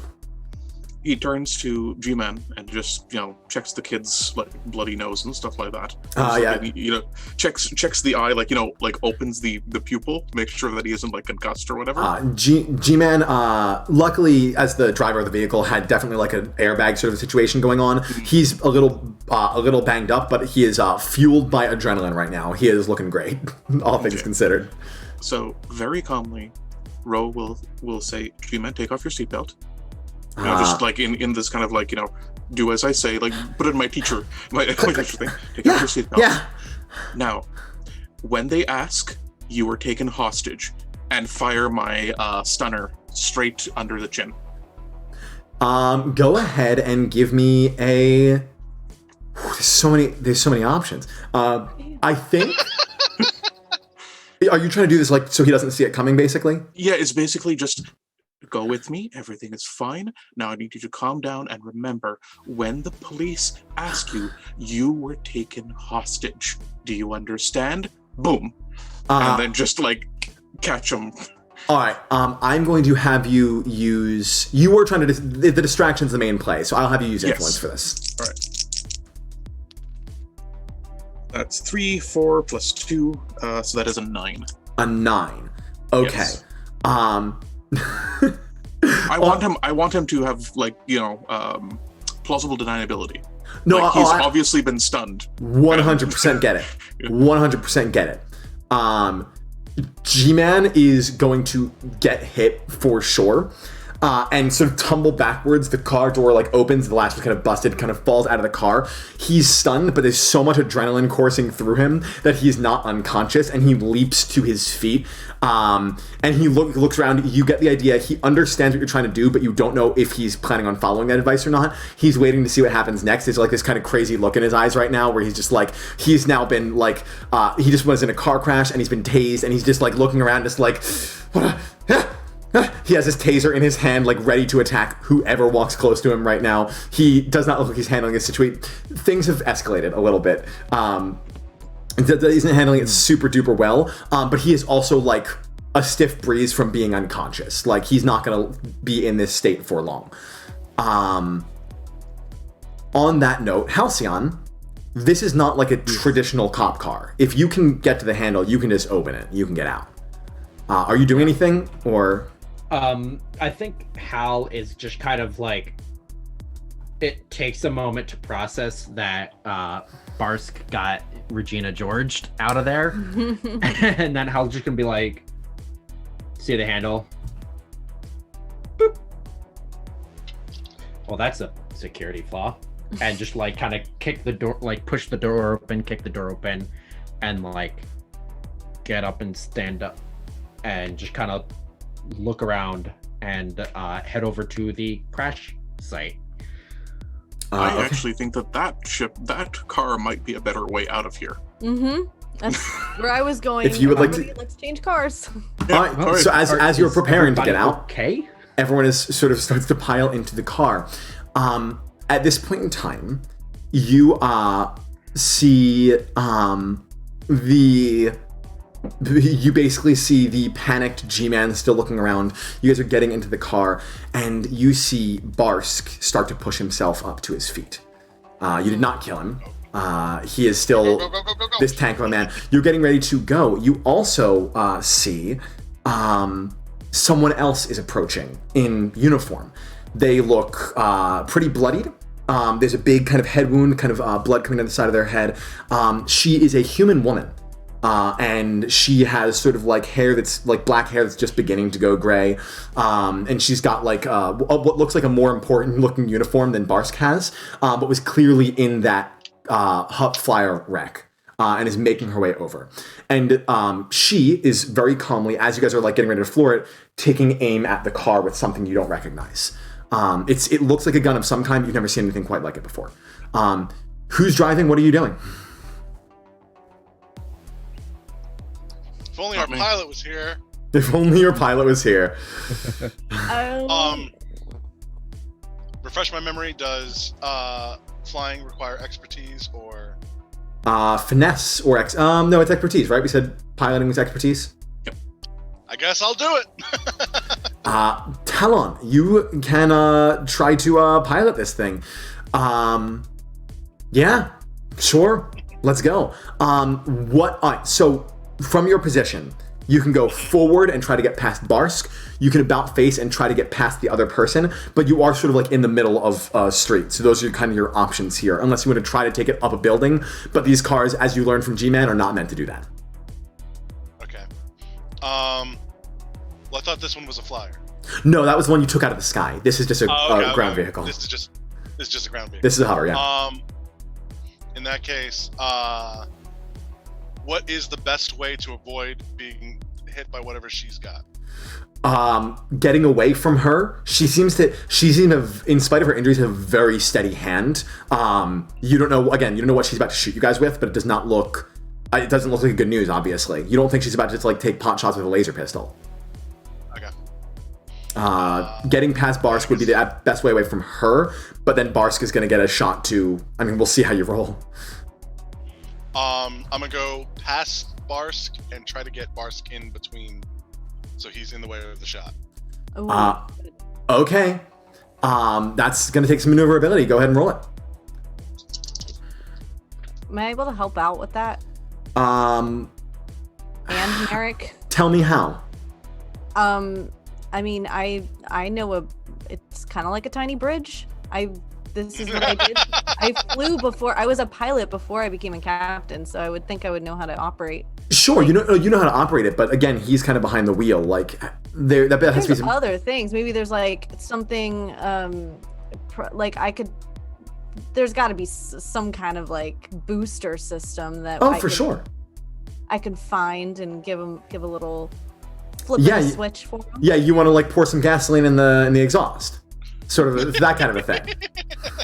Yep. No, I just want to press I'm gonna press a button that makes the car go boom, like a wild jump. But I'm not gonna fuck it up this time. Okay. Well, we'll see, because I'm gonna have you roll with expertise to see if you can find the make car go boom button on this United Multiverse vehicle.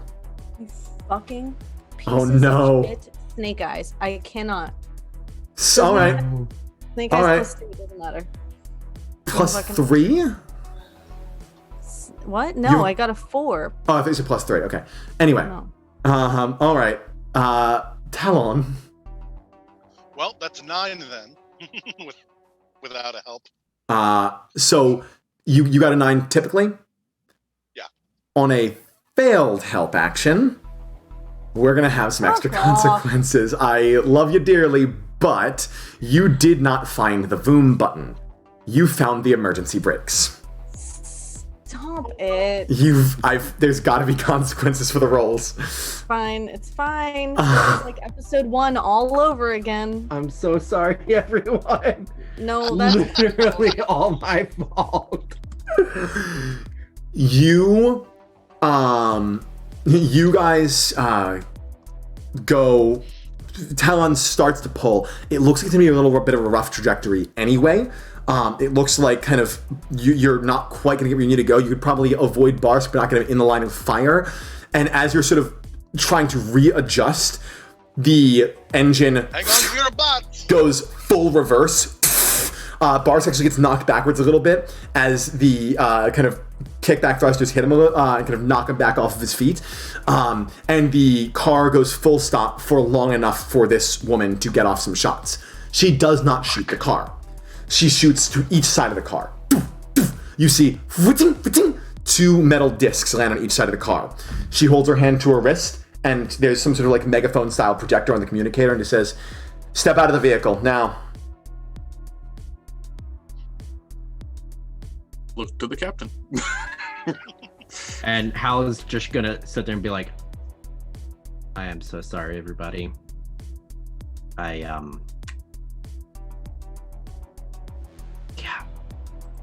Not how I pictured today going.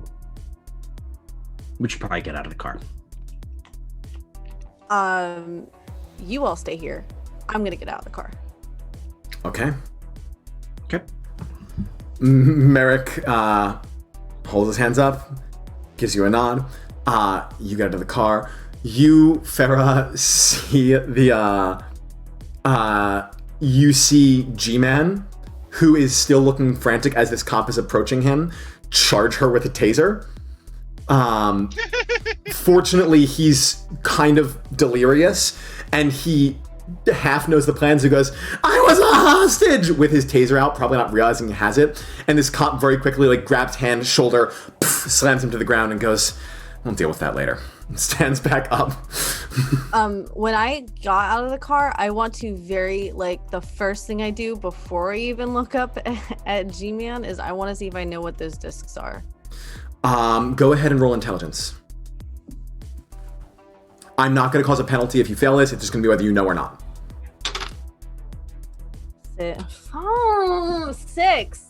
Goodness gracious. If we were playing Monster of the Week, you'd be top tier level right now with all the failures they're throwing down. You have no idea what they do.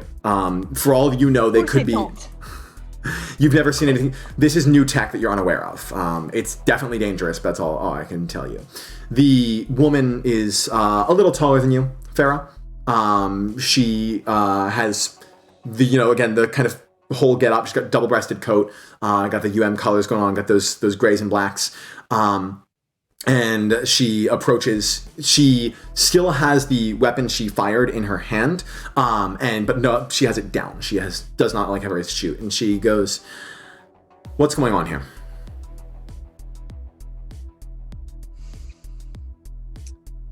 We had a little bit of a situation with a local gang, apparently, back at the corner shop. Do you know anything about them? There are many local gangs on Talania, and no situation with any of them leads to this. She nods to Barsk, who is now, for the second time, staggering up. He kind of is snarling a little bit. You can see he's missing several of his teeth. He's also crumpled. One arm is not working correctly. He's absolutely fucked. What's up, Talon? Quick reminder, please. United Multiverse doesn't actually really have authority on this place, but they act like they do. Technically speaking, no. The thing is, once you're off They don't have authority. The worst they could do to you, they could put you into holding. The worst they could do to you, if they so choose, is to basically put you on their file and kind of blacklist you and label you so other multiverse officers in other places know you as dangerous or criminal. Why is that worse than holding? I mean, it's not. It's okay. The holding. So the worst they can do is take you off planet to holding. Correct. Okay. Yeah. So she is going to say, "Look in the car." All right. Let me be sure about something here. I assume you guys are new here. Starfarers. Yes, never been here before. We'll never come back here again. I can promise you that. Oh no, I'm quite certain of that. Officer Barsk. And Barsk goes, "Yeah. Just had getting the situation under control." And she goes, "I'm sure you were. You are supposed to be on vacation. Mandatory." And he goes, "But I was apprehending suspects. And you were doing a great job. Go." And Barsk is like beat red. He can't. You don't even know if he didn't know he could turn red, but he is furious. And she turns back to you and goes, "If that had been anyone else with an even slightly softer head than him, you would have killed a man today. As of right now, I'm not fully convinced you haven't, because I don't know the full scope of the situation. You certainly seem to have you seem to be okay with committing homicide." Certainly not okay with committing homicide. I understood what I was doing. One of You my saw officers, the armor on him. One of my officers that was in that flyer with me is in critical condition now, and we don't know if they're going to make it. I'm exercising as much patience as I have left in me to make sure this is handled reasonably and there's no more violence. It is not because I feel that I am not in control of the situation. It is because I want to make sure nothing else like this continues to happen. So, let me explain to you how this goes down, because there's no picture you can paint for me that makes this look any better for you right now. All of you can come with me, and we will go through processing. I will send officers to apprehend the gang that was involved as well, to make sure that they are questioned and processed as well, and make sure that everything is taken care of to the best of its abilities, and to make sure that the people are safe, because that is our job here, to keep the people safe from incidents like this. If you don't, I'm going to detonate those two things. Any electronics in there with you are going to be fried permanently, and anyone touching those electronics are going to be very seriously injured and unconscious. I don't want to have to do that. Are we clear? Can I, recall any, multiverse laws that I've collected through my tenure of previous military experience to find out if there's a loophole that says that a captain of a crew can take full responsibility and set the other people free to go? I'm going to say, yes, you can. You know, there is a rule about that, but it's going to, and you know it. You don't need to roll for this. It will come into if you can convince this person that's a good idea or not. So what do you say? Okay.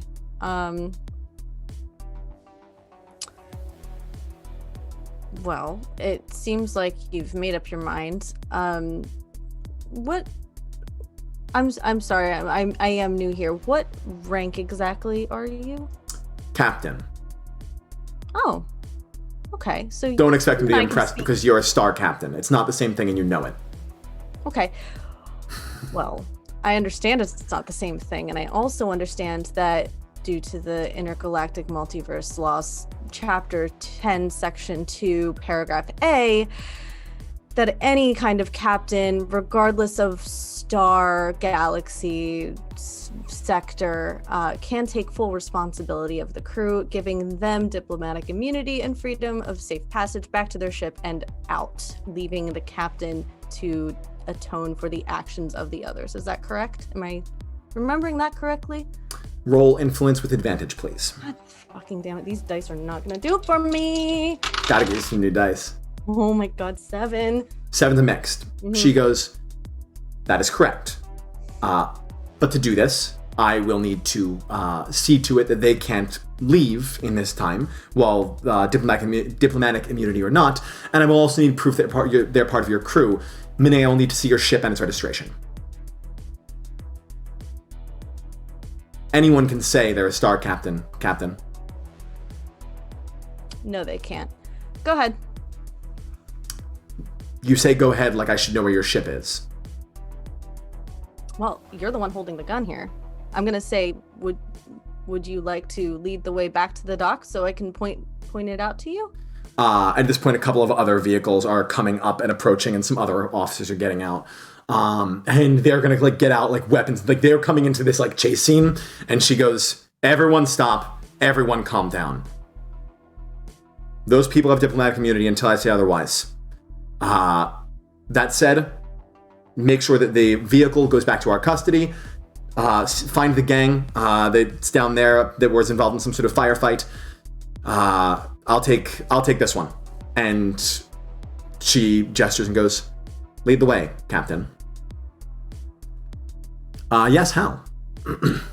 While all of that was going on, would it have been possible for Hal to send a communication to the good doctor that did his arm? You certainly can. Yeah, I don't see why not. Okay, awesome. So Hal would she have given you? I don't know if she would have given you a means. Sure, it's fun. Let's go. Okay. It's up to you. If you say no. What do you got? What do you got? Be able to contact her to tell her that he sent the message. I figured he would just go back, but that's fine. Go ahead. So, well, I can't really go back right now. Yeah, so go ahead. So Hal would just drop her a quick message and say, "Hey, it's Hal. You just did up my arm. I'm gonna wire you 1 cred now because I don't think I succeeded with the spikers. So next chance I get, I'm currently a little tied up right now, but next chance I get, I will wire you 1 cred. Spike's got no eyes though. She is going to respond. Is this text or are you just sending a voice memo? I figured because it's yeah, I mean, like, it can be voicemail because she's kind of in the enclosed Faraday cage type of thing. So great. So you send that and you get a message back almost immediately saying, I have long ago hacked into the cameras, or had someone hack into the cameras for me so I could see what was going on the streets, and was watching the incident. And as far as I'm concerned, you surgically removed Spike's eyes, so we are square.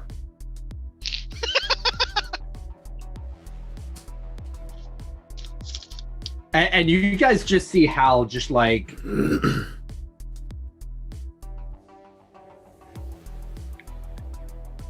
What the fuck is today?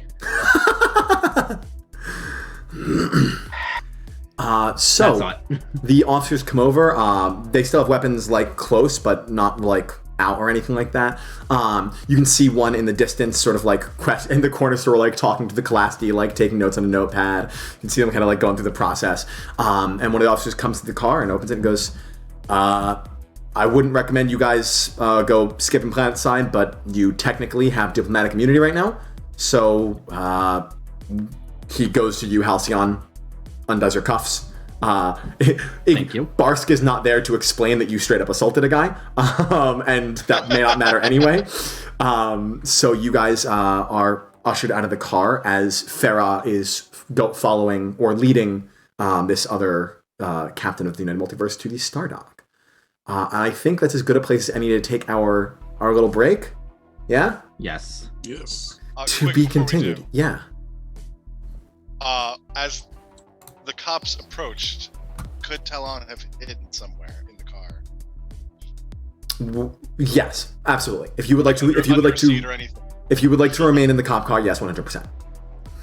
Basically, I just want to disappear and be able to leave the cop car when there's not such a crowd around. Absolutely, not a problem at all. All right, ladies and gentlemen, we will be back shortly. Probably gonna take a quick 5-10. I don't have it set specifically, but we will be right back. See you soon. Bye.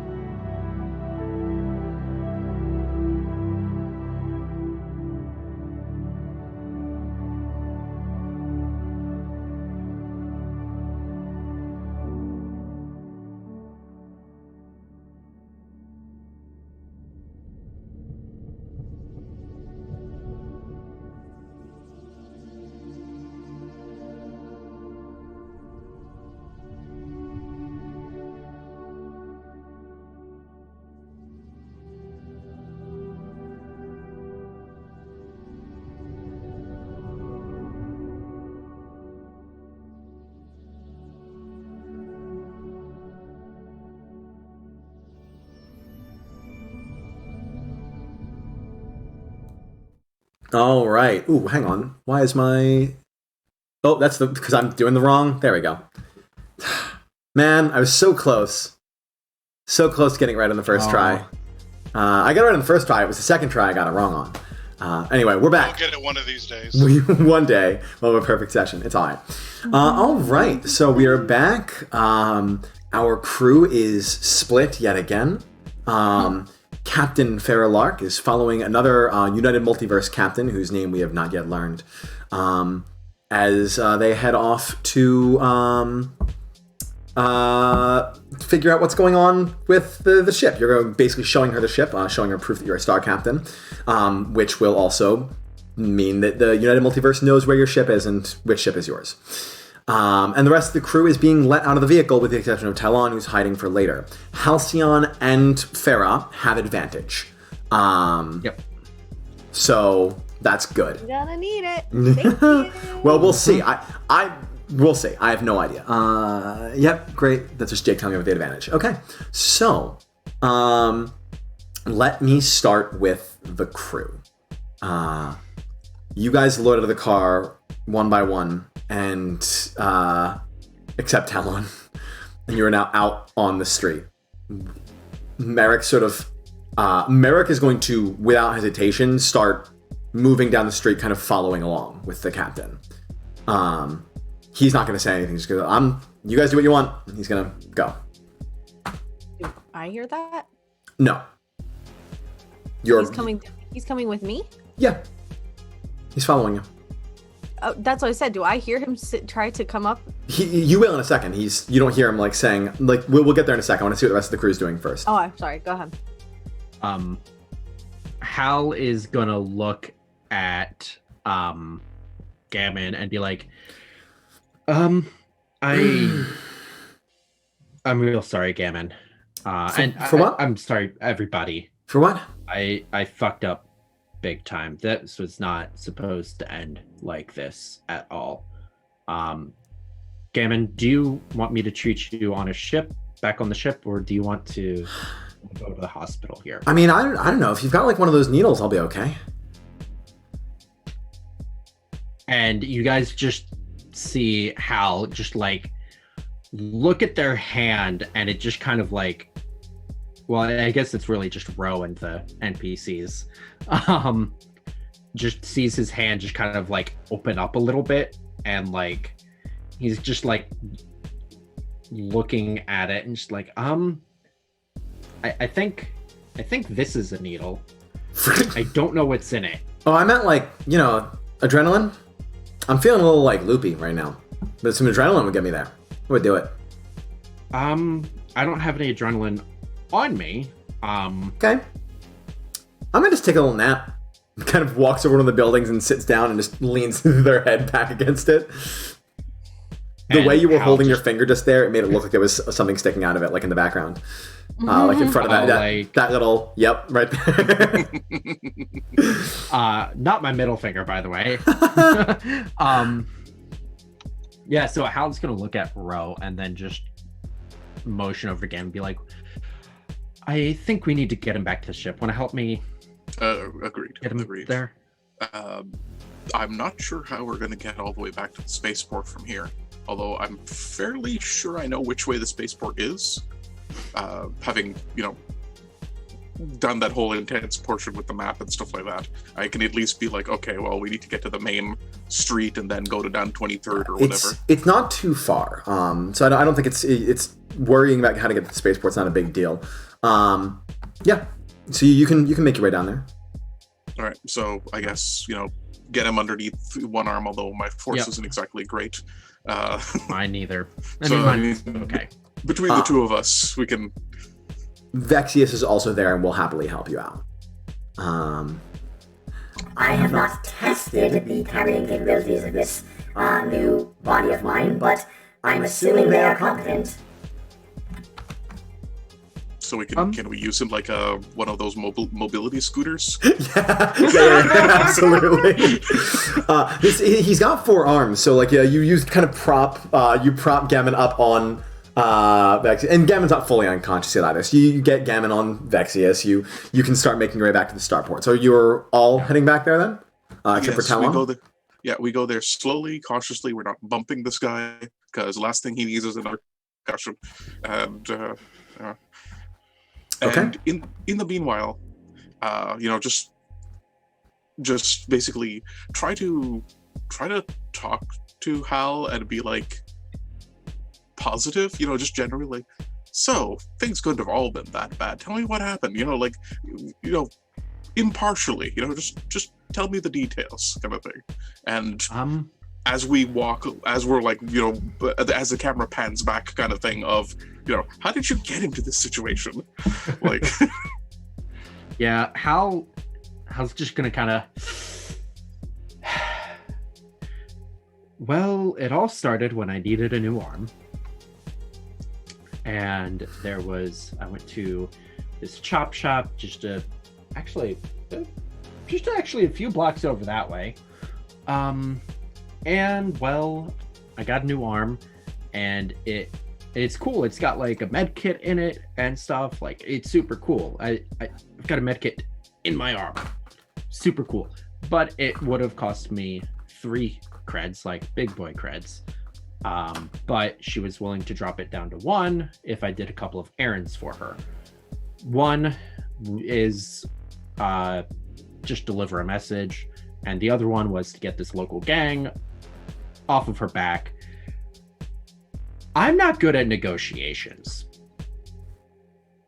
I see. You know what? Next time around, how about call for some backup? Oh, Gammon did that. How about call for some backup that's good at negotiations? It's okay, buddy. It's okay, buddy. It's okay. I appreciate you bringing guns to a negotiation, but perhaps bringing a negotiator to a negotiation. Yeah, the captain is pretty good at talking. I know. I know. When we're all back at the ship and we're not under this nonsense, I know I'm gonna get reamed out for what happened, and I'm sorry, Ro. Rhoda shrugs. Look, everybody makes mistakes, but this was not just a mistake. This was not just a like, oh hey, like I accidentally like left a scalpel handle inside this dude's body. That's a mistake. That, have you? That's a mistake. This is a royal fuck up. Fair enough. Like the scalpel, the handle of the scalpel, not the blade, but the handle. You can just cut them open. Specific. Yeah, this has gotten entirely too specific to be fake now. Yeah, I agree. I agree with the robot. Yeah. VaTze, you're fine. I'm never gonna operate on you. You have nothing to worry about. But you can always. Bottom line is, you can always just take the handle back out again. I can't take the handle back out of this. You cannot unring the bell. Very interesting metaphor. All right. You guys make your way back to the starport, having pleasant conversation as you go. Captain, you are making your way back. It doesn't take you long to notice. You know it because you know his patterns. Merrick is following you carefully from a distance. He's keeping out of sight. He's keeping to crowds, but he is definitely following you. Okay. Are you saying or doing anything as you walk? No, I got nothing to say to her. Okay. As you walk, you guys are going for a few minutes, and she is going to... You're not cuffed or anything. She isn't taking your weapons. But as you walk, she just says, "So who is he to you?" I'm sorry, who? The tail. Who is he?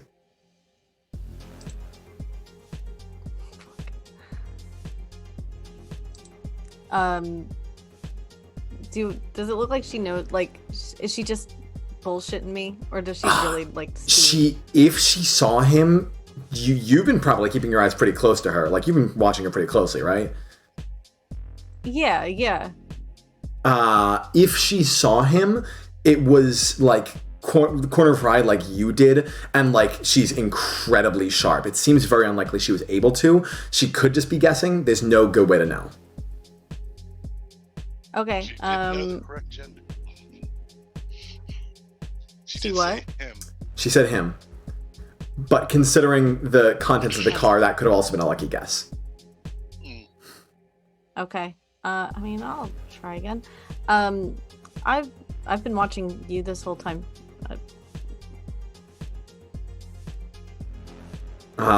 She goes, okay, that's how it's gonna be. Fine. Continues to walk in silence for a few moments. And she goes, you know, I know our message gets muddled from time to time. United Multiverse. I am aware of the reputation we carry. And it's people like Barsk and most of the other officers stationed on this planet that are the reason we have a reputation like that. I oftentimes in charge of choosing where officers go and who is positioned and stationed where. And I station people like that here because there's usually enough chaos that it suits them fine in their particular skill set. But we're not all like that. At our core, our mission is still to make sure that everyone is treated fairly and equally. That gets forgotten a lot.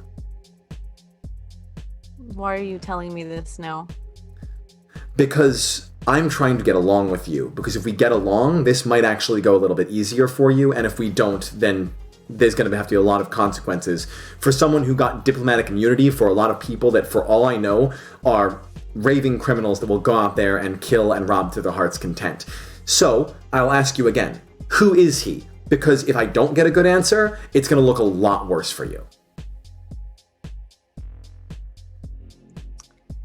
He's my number 2. And he's not causing any harm or breaking any laws. As far as I'm aware, you and I are getting along just fine. Par for the course in terms of connections go with me. You still have the bigger gun. And we're still going back to my ship. Mm-hmm. We sure are.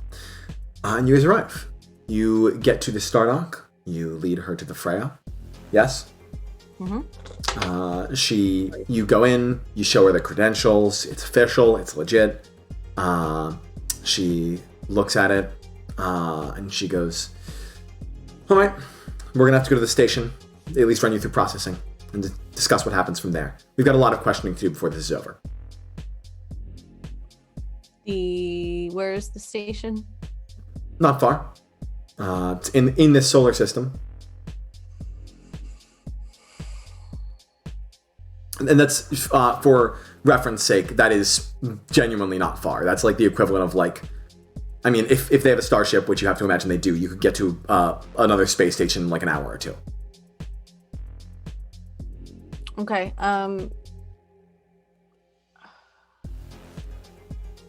just, oh, fuck. Just give me a moment. I just need to, like, you know, go do a couple things. I'll be right I'll back. come with you. Oh, you want to come to the bathroom with me? Or Yes. Am I allowed to do that? I'm not under arrest, am I? I'm allowed to use the facilities, correct? I'm sorry, was there a misunderstanding? You absolutely are under arrest. Your people have diplomatic immunity because you are a star captain and you basically are taking responsibility for them. If you want to come in, that's fine. Do you want to sit like in the actual room with me, or are you just gonna wait outside the door? Just 2 seconds. You can stay right here. This is the only point of egress and entrance. Here, take my gun. I'm gonna give her my gun. Go ahead and roll influence. Oh god. Never thought I'd have to use a bathroom roll before. That's a 9. A 9? She goes, your gun is not enough. You will leave every bit of gear you have. Any tech. Fine. Literally without like losing eye contact, I'm going to very pointedly take everything out and very like melodramatically like Mm-hmm. and leave it there. Are you bringing anything with you, trying to sneak anything in or no? No. Nope. Okay. I know where the bathroom is. I'm good. All right, she follows you up to the door, and then lets you do your thing.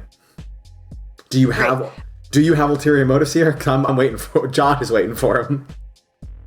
Yeah, I mean, I'm going to I'm in the bathroom. What's in a bathroom in a spaceship? I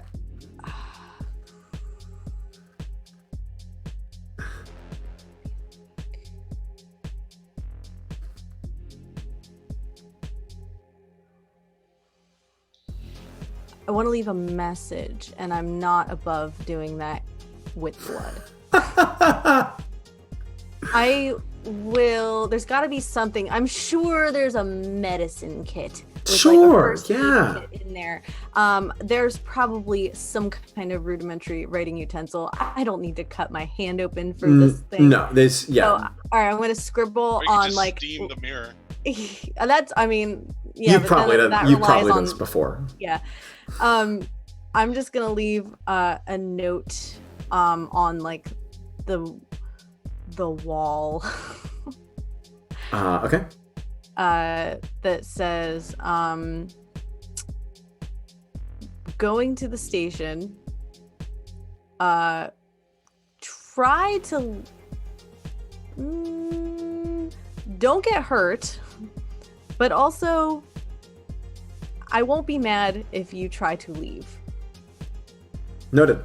Implying that they can maybe try to escape with the ship, but I'm going to go. Could Got it. have Okay. just told Hugo all this. It's true, Hugo is on the ship. But the officer would have heard. Thank you for the bits, whoever gave us bits. Okay. So you leave that message on the bathroom wall and head out. On your way out, I mean, closely behind you, the others come in. Ro, Halcyon. But before, actually, you know, wait, hang on. Before that, Talon, where have you been? Or do you want to stay hidden for now? Yeah, where have you been? Sure, I don't have a reason to show up yet. I was just waiting for a moment where I could get out of the car without anyone seeing me. All right. And then I'll go do whatever I'm going to do. Just throw a hand up when you want to show up. Okay. Or if you have something you would like to get done. Okay, so in that case, yeah, Halcyon, Ro, you show up with VaTze and Gammon. Gammon is looking a little worse for the wear. He's getting to the point where he is. They're very strong. They're very hardy, but they do also have a limit to how much blood they can lose, and they are on the verge of now needing more urgent medical attention soon. But you are walking up to the ship as Phera and this other Unity Multiverse captain is coming out of the ship. Oh, I didn't realize he was like on the verge of bleeding out. Not that close, but Bad. he Okay. it was. I would have told you if he needed treatment before getting back to the ship, but Okay. Yeah, so as we were getting back to the ship, I would have just as we're walking, I assume it's just like Captain and this lady are coming down the ramp and Mhm. like we're going up it. Yep, basically. And Hal's just gonna like let everybody else go ahead and just look at Captain and just look down and say, "I'm sorry, Captain." Actually, if we know that they're coming down the ramp, Mhm. right? I'm going to try to at least fall back on some level of academic formality and like more or less, do the back of the hand to the chest for Hal and just be like, move us to the side and wait for the captain to go down. And would it be too much? No, I don't think it'd be too much. Just a little salute Yeah. as she passes. Show her respect so that the other captain knows that this captain has people who respect her. Fantastic. This captain is definitely a very like she's on a warpath right now in a very calm way. So she's not going to like respond much. She's just going to, as she passes you, just go, "For your captain's sake, stay planet side," and just keeps walking with Phera. Just one more moment, Captain. I want to address my crew. They're injured. She stops and turns. In more ways than one. And I'm gonna look at Hal. Hal is looking like at your feet. And I'm smiling, but Hal isn't. I was just Hal, Yes, Captain. Look at me. I'm sorry, Captain. I royally fucked this up. Hal. It looks like Gammon is in a bad way. Yep, I'm gonna take care of him. I'm Gammon. There. Yes, you are Gammon. And There's just I'm going to without like looking, just pats him on the shoulder. I'm gonna like put a hand on Hal's shoulder to make sure he is paying attention. There's an extra med kit in the bathroom. You say that right in front of the captain. I'm not being like, my tone is not like, it's just, I'm being very like, my tone is more like, pay attention to me, you're the doctor. Mm-hmm. Yeah. There's an extra med kit in the bathroom. It's not like, I got it. No, I'll give it to you. I'll grant you that. Hal just responds with, yeah, of course there's a med kit in the bathroom. Like, you don't need to come to me for paper cuts. Okay. I'll be back. Sorry, Captain. I'm out of line. I'll see you soon, Captain. Mm-hmm. We'll see. I'll let that happen. I'm making a note of that, though. Oh, for sure. And so is Hal. We're making friends. All right, cool. She is going to lead you off. There is a Class 1 starship in a kind of separate wing of the starport that's reserved for some United Multiverse people that she leads you on to. Pristine, very nicely kept ship. It's got a couple, like, I guess maybe not pristine. It's seen some action, but it's a nice ship. Really, like, got the chrome plating and all. Good stuff. Anyway, loads. Not the Freya. Not the Freya. No. What is? She is. This captain's going to load you onto her ship. There's a couple of other officers there who give her salutes, ma'am, as she comes on. There's another human on board. There's Ellorah. There's actually a bunch of the different races represented, which is probably some sort of code they have to honor in Multiverse, where they have to have like representation from many different like races on a crew or something like that. But it's a pretty tidy vessel, and they are going to take off and head for this other space station. What are the rest of you doing? Getting Gammon to the fucking med bay. For sure. You rush Gammon to the med bay and go to do some patching up. At this point in time, the side wound is definitely the most dire. In spite of the fact that it was cauterized, the action in the car reopened that all up. So this decent blood flow. You've managed to, like, obviously on the way, you saw that. You threw some rags on it. You did the best you could to kind of slow it down, but there's some loss of blood, various other just sort of scars and scrapes and bends. There's definitely some breaks. Actually, what the cracking you heard was sternum, so there's like the sternum's like a little bit caved in. Something that may have been fatal to someone other than Gammon, but Gammon is taken worse than this before. So go ahead as you start administering your medicine. If there's anything specific you'd like to do, let me know, but otherwise feel free to just make your patch-up roll. Yeah, no, Hal is going to first take care of the external wound, because that's not where the blood is supposed to be, and then take care of the internal wounds. Fantastic. We love to hear it. Ro, are you doing anything can you lend assistance in this? I was actually going to sit down at the main console, pull up all of the data streams that I can, like, connect to any local Wi-Fi that isn't password protected, and start doing what I do best, not schmoozing, is research, damn it. I'm going to research the hell out of this place. I want every bit of information that I can get about where they're taking the captain. Sure, absolutely. Anything at all. So this is just me. Of course, I'm doing it one-handed because I've still got my arm in a sling because of the whole dislocated shoulder thing, which I will get dealt with eventually, but he's way busy and covered in blood right now, so I'll just pop a couple of painkillers and, and keep going. Because you're not under time pressure, I'm not going to give you disadvantage in spite of doing it one-handed. So you can take your time, go ahead and make your check. So each of you make your individual checks. For you, that would be intelligence, and for Dan, that would be expertise, right? I thought it was intelligence. Intelligence, sorry. Yeah. We're still juggling these stats, guys. No worries. Make those int rolls. So that's a cool 10 for me. Cool That's 10. That is an 8 8 for me on a 8 on an assessment. Okay, 8 I'm on assuming an assessment. I don't want to. So I'm going to say it's assessment. On a mixed success, you're going to get some information, but no sort of advantage or anything moving forward. And you got a 10, you said, Dan? Yep. You are back in your med bay. You have your new med kit in your arm. It has power. It has power. Your ship has been fully repaired. Everything's looking good, and you managed to do a brilliant patch of gammon. You close all the wounds, you give it the salve needed and some various injections, you do what you do. Gammon is on the mend. Gammon is still wounded. I'm going to say the worst of the wounds is the chest one, which is going to take time out. They need time to not be fighting. They need time to not be Gammon to heal that. But you managed to close the wound on the side, and you managed to otherwise get the superficial stuff kind of patched up. So they are a little bit raggedy around the edges, but they'll be okay.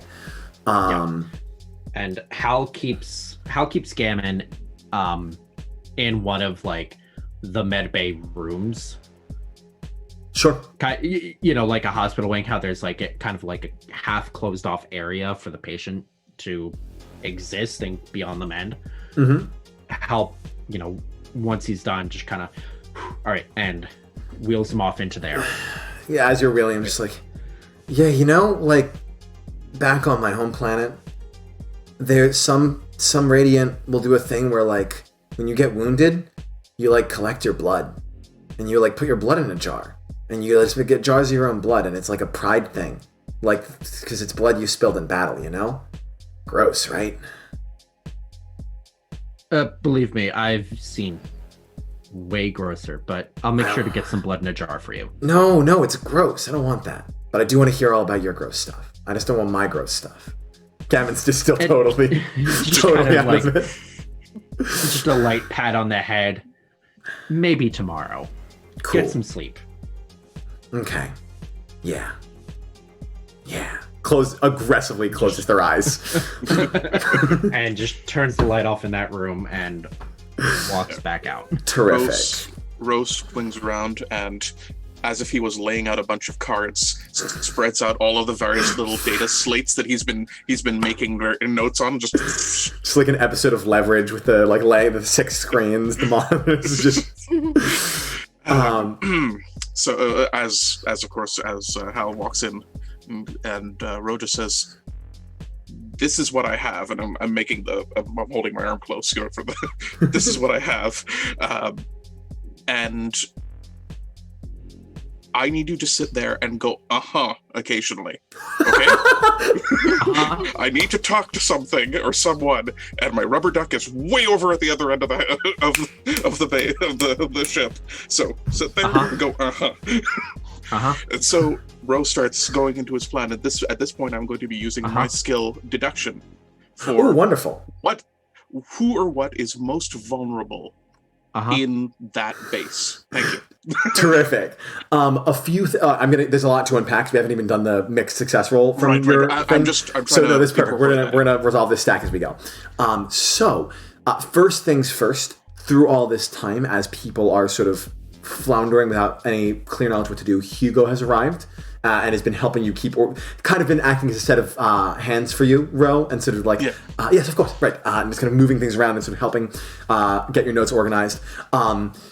Vexius is back in the ship systems, but also made it known to you guys that no, I'm here. I'm listening. I'm quietly panicking. As you guys are sort of, the crew sort of gathers there, with the exception of Talon, and with the exception of Merrick, and the exception of Halifax, who has still not shown himself. You guys don't know where Halifax has been for this whole day. Talon, what do we got? I have a very important question. I have a very important answer. Could I have kept the cyber rat? Yes, 100%. Absolutely. For those who missed it, Talon destroyed a cyber rat in the last session, and I don't care. I don't know what you have planned for it, but I love it. Okay. Are you showing up, or are you holding off a bit? No. All right. I'm going to hold off a bit. This is going to be good.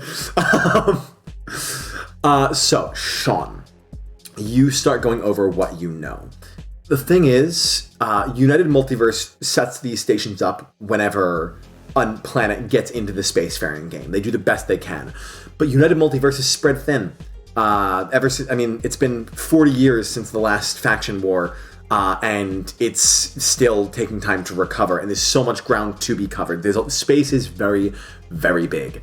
So this was set up in a hurry, as most of these stations were. They have like a blueprint for how it's done, and they have a blueprint for how it's run, which makes it pretty easy to get to the bottom of what you might expect there. They've got a couple of class 1s, which are for going back and forth, prisoner transports and the like. Sometimes these stations will have a class 2. You do not find one on the manifest here. They don't have a starship that big. The biggest thing you have to worry about is the station itself does have some standard defenses, which aren't big for a space station, but they could shred a starship if they got into close range combat. That said, otherwise it's a pretty shoddy place as things go. They'll run it as tight a ship as they can, but knowing if it's like every other kind of basic United Multiverse holding station and processing station, it's going to be understaffed by people who don't want to be there or would be better suited elsewhere. And you get the idea based on what little you've seen about this captain, she might be one of the few competent people on that whole station. Your deduction to figure out what the most vulnerable person or thing in this situation is. Context. Are you going for a prison break here?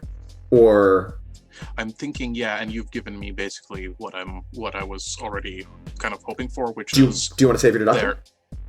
No, it's fine. I'm cool with that being the deduction if you agree with my assessment here, which is if we want a prison break, we're going to have to go in and out on one of their class 1s.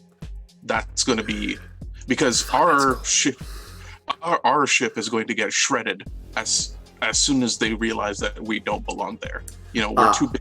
We don't have stealth. We don't have anything like that. And now they know your ship. So yes, your ship cannot approach the station, which is a thing. So what we need to do, and since they go regularly, I imagine they're gonna have regular back and forth, if only for supplies and stuff like that. And I bring up like how many eggs they use per day, like all of the usual prison stats and that kind of thing. Sure.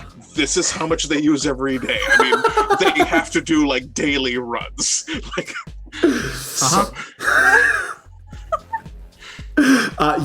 So that is good. I will give you that. I will also give you, with your deductions, since you're looking specifically for vulnerability, the holding cells are just that. They are holding cells. This is not a prison. This is a place to hold people for transport later to somewhere more secure, which means the system can be hacked like any other.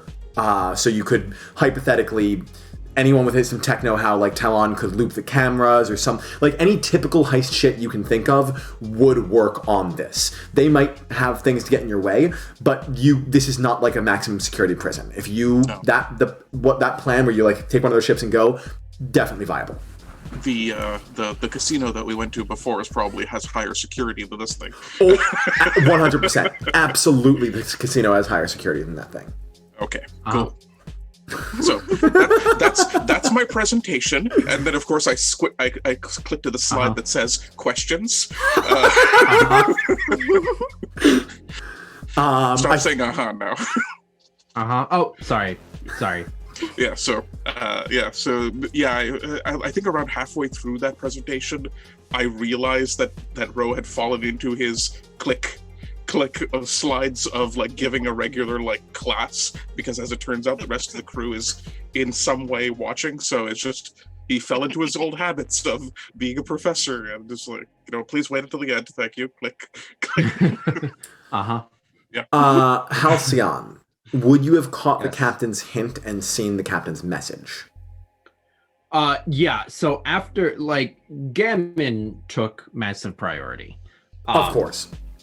But after Gammon was safe and secure, and after listening to Ro's, I'm sure thrilling explanation of everything, Hal would have gone to the bathroom and taken a look-see. And you would see the message basically saying, unless I'm much mistaken, if given the opportunity, take the ship, get out. Yes? Was that the gist of it? Okay. So you see the message from the captain. Hal looks at that.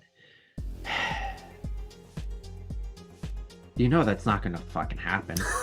I know you can't hear me, but you're not that dumb, Captain. Come on now. I love it. I love it. And just like gets rid of the note so nobody else sees it. Would have just added in like a point 1.5, which is rescue the captain, in little letters between the two. Get the ship, rescue the captain, get out. There we go. I mean, it works perfectly now.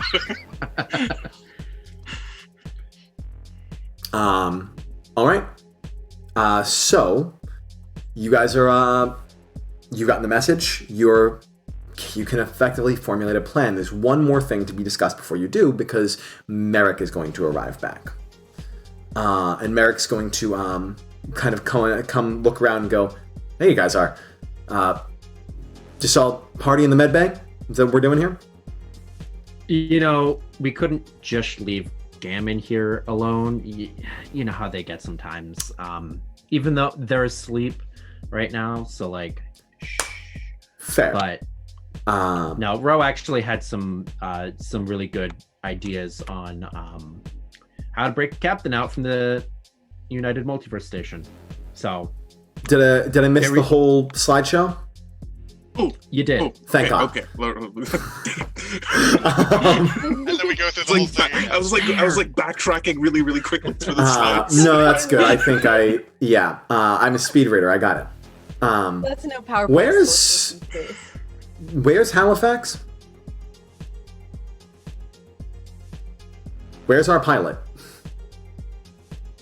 I don't know. They said they had some things to take care of. I think they mentioned something about a flyer or a vehicle of some sort that they were going to get fixed up that we took from that other human's ship with the pain rod, the dude.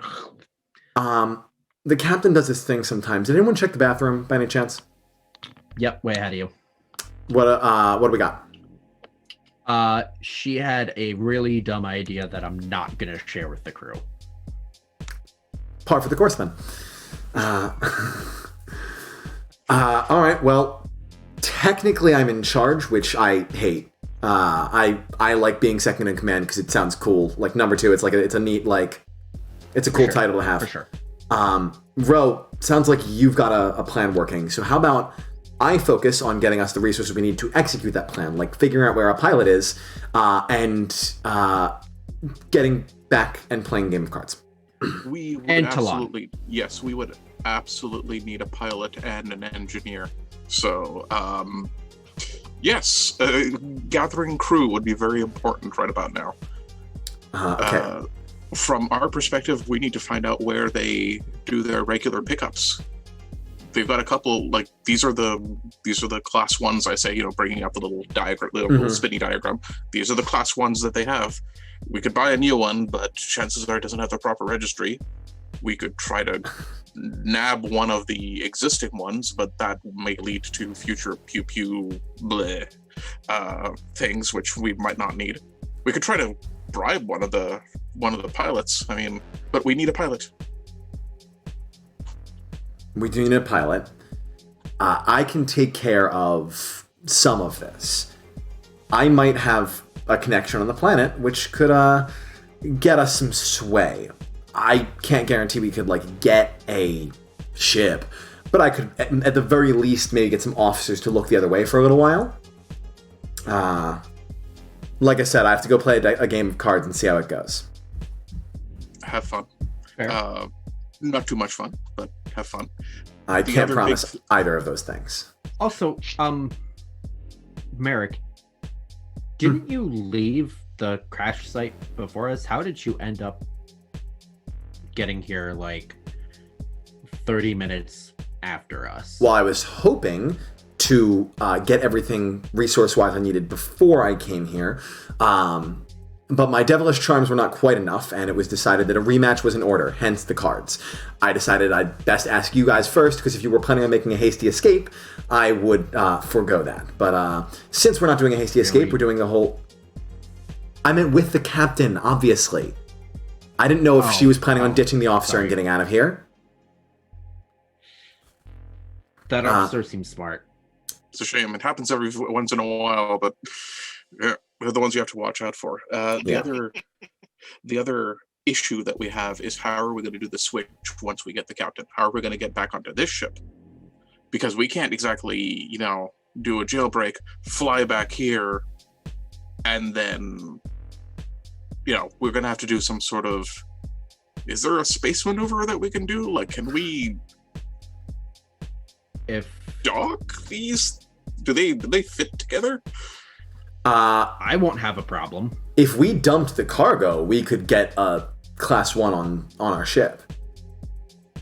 But I think that's the whole point, is getting these medical supplies to their destination. This planet's draining our money, from what I've heard, so we need some sort of... No, we need to just hop onto this ship so that this ship can go far, far away from here. I'm guessing... Once the captain is on board. I'm taking an optimistic guess at how this game's going to go. And saying that I can probably get these guys to look the other way once. Meaning, for us to steal the ship in the first place, or for us to get out of here when we succeed. Which do you guys think is more important? Which can you cover without that help? My proposal is we take the ship normally from here, from this planet, with your help, with your look the other way thing. Mm-hmm. Sneak onto their space station, get the captain, alarms and stuff like that go off at that point. If we're lucky, that's the point that the alarms go off, not before. And then, instead of coming back to the planet, because they know our ship, they know where we're parked, etc., our ship has already... How do we vamos? How do we get out of here? They're going to be watching this ship. I mean, if it's a Class 1 shuttle, then... Class 1 starship, but... Class 1 starship, sorry. Class 1 starship, then they can just meet this ship. Yeah, in orbit. It's just this ship is going there. to be... This ship is going to need someone on it to pilot it up there and park it in upper orbit. Oh, thank God. VaTze says. I was beginning to think you were going to be on the ground again. I was about to suggest you, Vex. Yeah, VaTze can handle piloting the ship. I can fly the ship in non-disaster scenarios, yes. Yes. I can... Orbit I can handle. Now, the cops didn't want us to leave, but we have to leave and at least to be in orbit, not leaving the planet. So my suggestion is that we are moving ourselves into orbital docking range, I guess, to free up a repair dock here, right? This is because we can't afford it anymore. We don't have the money to afford, so we're moving up into high anchor. Love it. Does that sound good? That sounds... I think in order to really sell that story, we might have to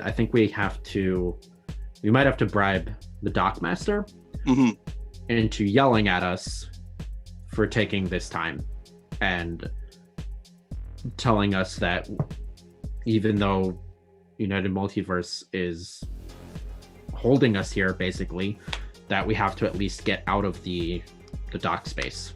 Yep.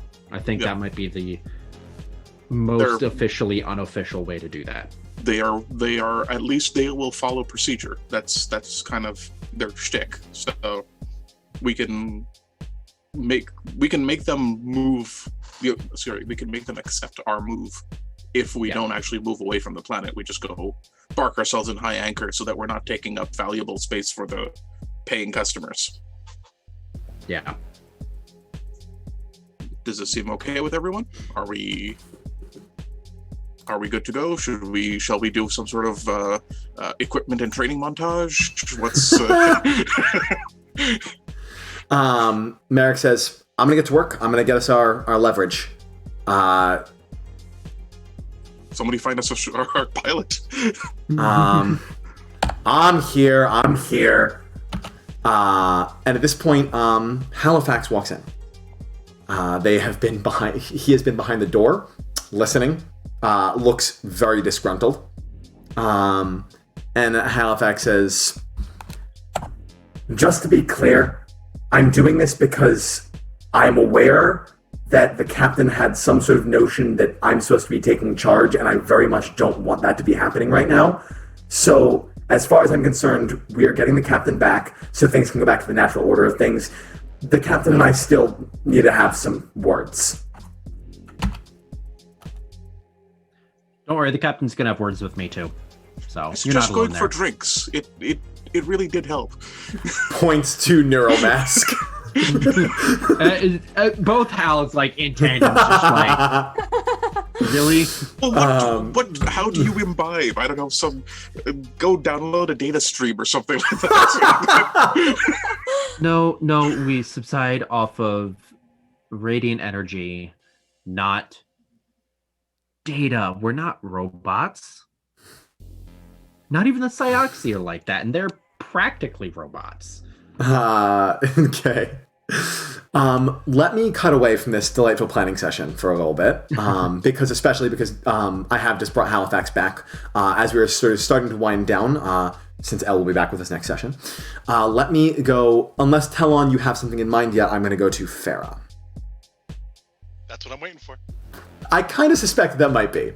Phera, you dock at this station. Hold up, I'm going to do a music change because we've been listening to this one for a while and we are no longer... We left. We're at the station now. Do you want to do something on the way?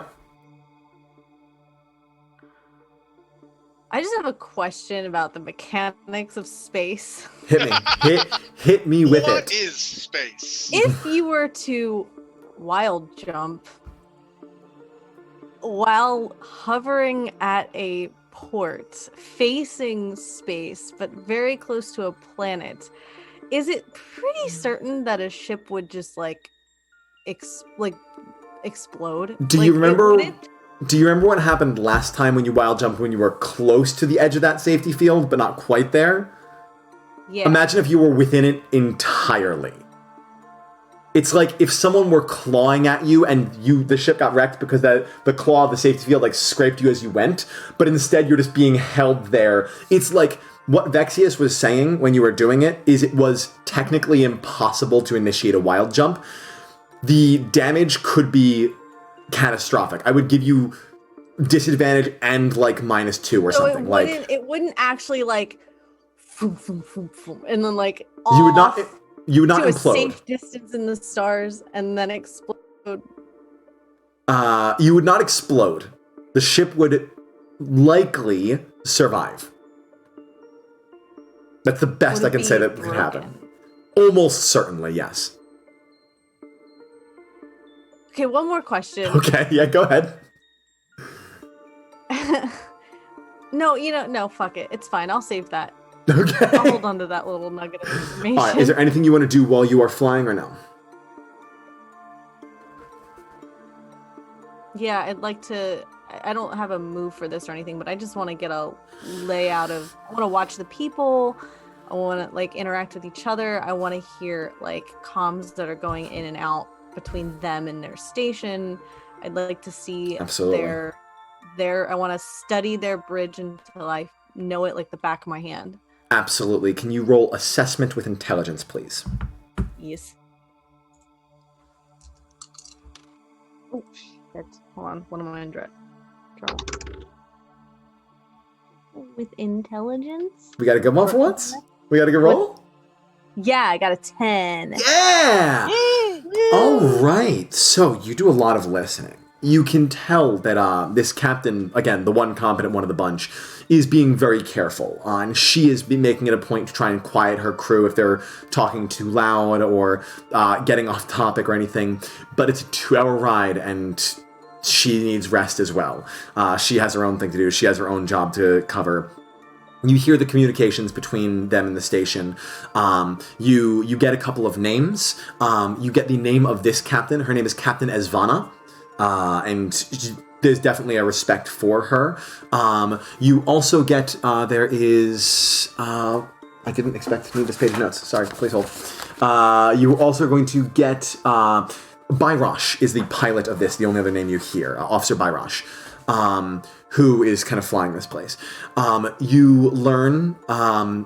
about you're basically hearing about what the protocol is going to be because they're sort of discussing it because this doesn't always happen. The captain has to explain what the diplomatic immunity thing is. Like Byrosh in the background is going, okay, wait, why aren't we bringing in the whole crew? I'm confused. And they're sort of talking through things like this. You learn similar stuff to what Ro knows about, like, not necessarily the specifics, but the quality of the place you're being taken to. You know this is a temporary thing. You also know that there is a thing that needs to happen called processing. And what that is basically the point where they, like, get your photograph, get your thumbprint, get a DNA sample, and have you in their system. And until then, if you, at any point before the processing happens, can get out of there, they have nothing on you. If you can break planet atmosphere before processing happens, you're free and clear, and all they have is one person's word of Ellorah, Ellorah Star Captain, which could be anybody. So that's sort of like your deadline, and it's the consequences for that are not like you will be in prison forever. It's that they will have you on record as a whatever they get you down for. It might be nothing, they might not get you at all, but chances are they're going to try to nail you for as many crimes as they can and either transfer you to a better prison or at the very least put you on a deep watch list. You also, knowing this, all this stuff, I'm going to say you'll know your timeline, which is you get there, there's a queue, there's a process even to get to the process. It's all paperwork on paperwork. You're going to have a few hours when you're there before it happens, and anything you do in an attempt to avoid this, delay it, subvert it, you have advantage in your next roll because of getting a success on this. Cool? Okay. Is there anything else specifically you were hoping to learn from that? No, but I have one more question. Sure. Is looking at, like, the path, the course of where this is from here to the station, is it crossing, like, trajectories with where I told Halifax we were not going? Oh, no. Within this star system, you're fine. Okay. Well, no, I was actually hoping. Oh. No. Within the solar system, you're not within. As long as you're in the solar system, you will not cross that path. Okay. I had Unless the same idea, Erin. I am now you've piqued my curiosity. I'm going to say it wouldn't be hard to get there from here if you wanted, because it's the whole thing is it's a jump lane. One of like the main mainstream jump lanes. No. That was, don't worry about it then. It was just in case they were aware. They're not. Okay. Okay. Noted. That's all. Cool. Fantastic.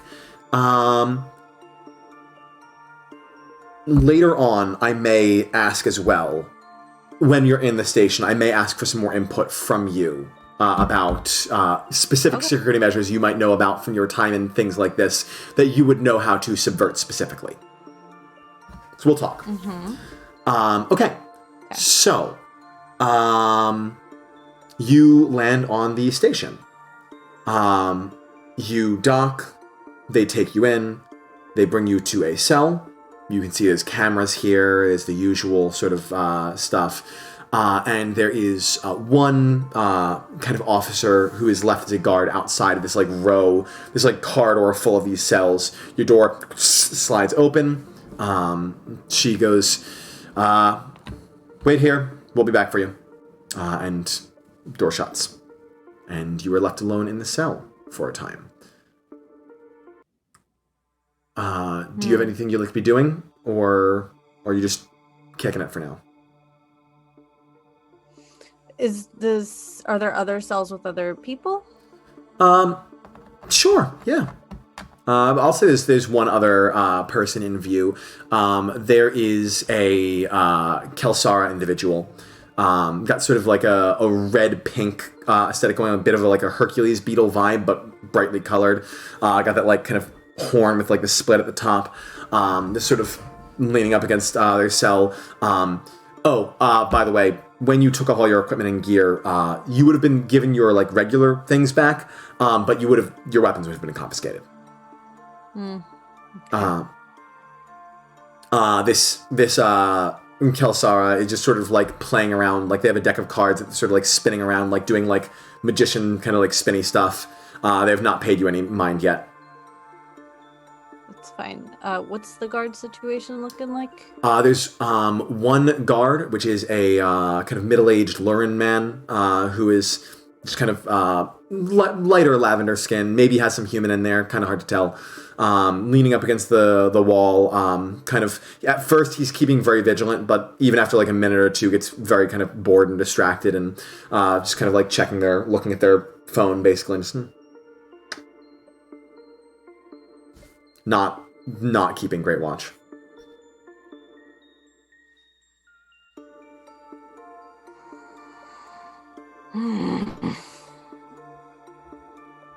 If there's nothing you're doing for now, if you're playing the waiting game, that's okay. Talon, is that a hand or? I was waiting to see if she's playing the waiting game.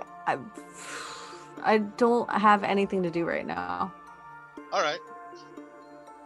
Then cut back to the ship you just came on. Talon peeks his head out. Talon, you stowed away. Yeah. Oh yeah. You stowed away on that Class 1 starship and reappear now at this point in time, entering the facility. It is, again, it's all corridors, it's all efficiency, there's no style here, there's nothing here that's meant to be like... I'm looking for an access hatch to, like, the electronics and whatnot. Phenomenal. You find one. I'm not even going to make you... Okay. This is not hard to... Getting an access hatch here is not hard. The hard part is doing so unnoticed. Yes, stealth is all well and good, but you do now need to navigate the station. There are cameras and whatnot. I'm going to have you roll finesse. Okay. So regular roll adversity. Oh! We love that sound. Yeah, that was a 12 on the roll. So is it a 14 for you?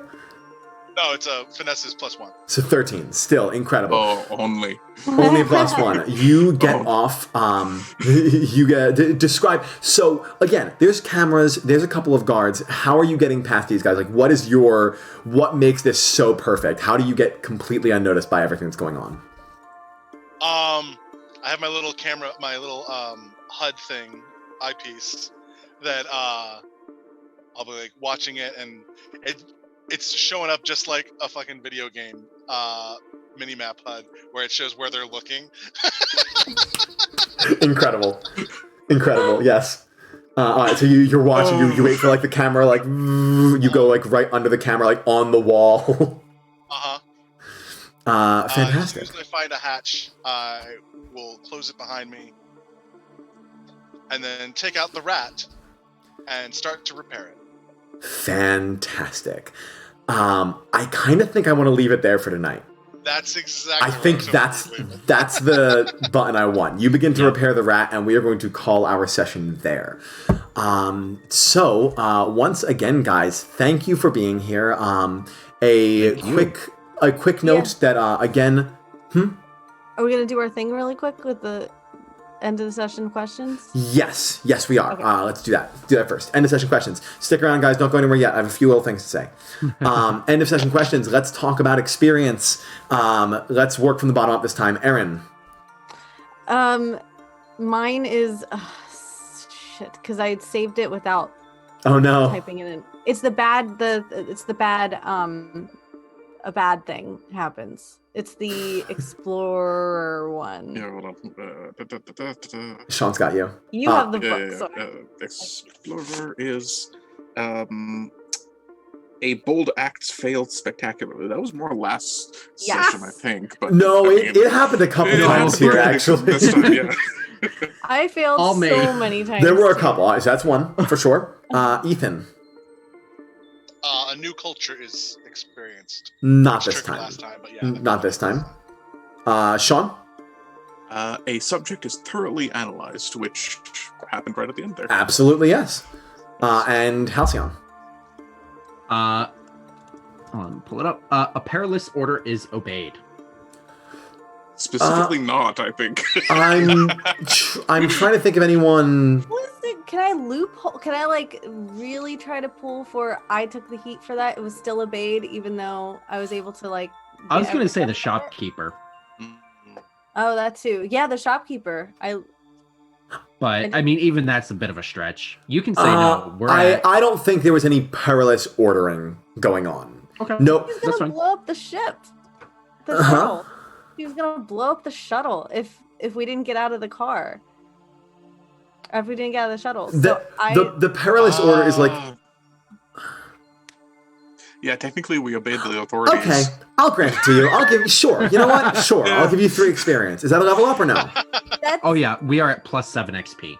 So nice. that means you would level up with 1 rollover, right? Yeah. Because it's great. Okay, so great. So you level up just in time for our Prison Break Escape Heist episode. So guys, come back next week. I rarely do this. I haven't named this episode yet, but I am naming next episode Jailbreak. Yes. Quick thing before we go, reminder, in 2 weeks you don't have a session. I'm going to see about either getting it. I would love to either do it next week or 3 weeks from now, so we don't need to wait a full 4 weeks. But at some point, no, not next week, because next week's the show. But it's a Saturday. You may be able to do it.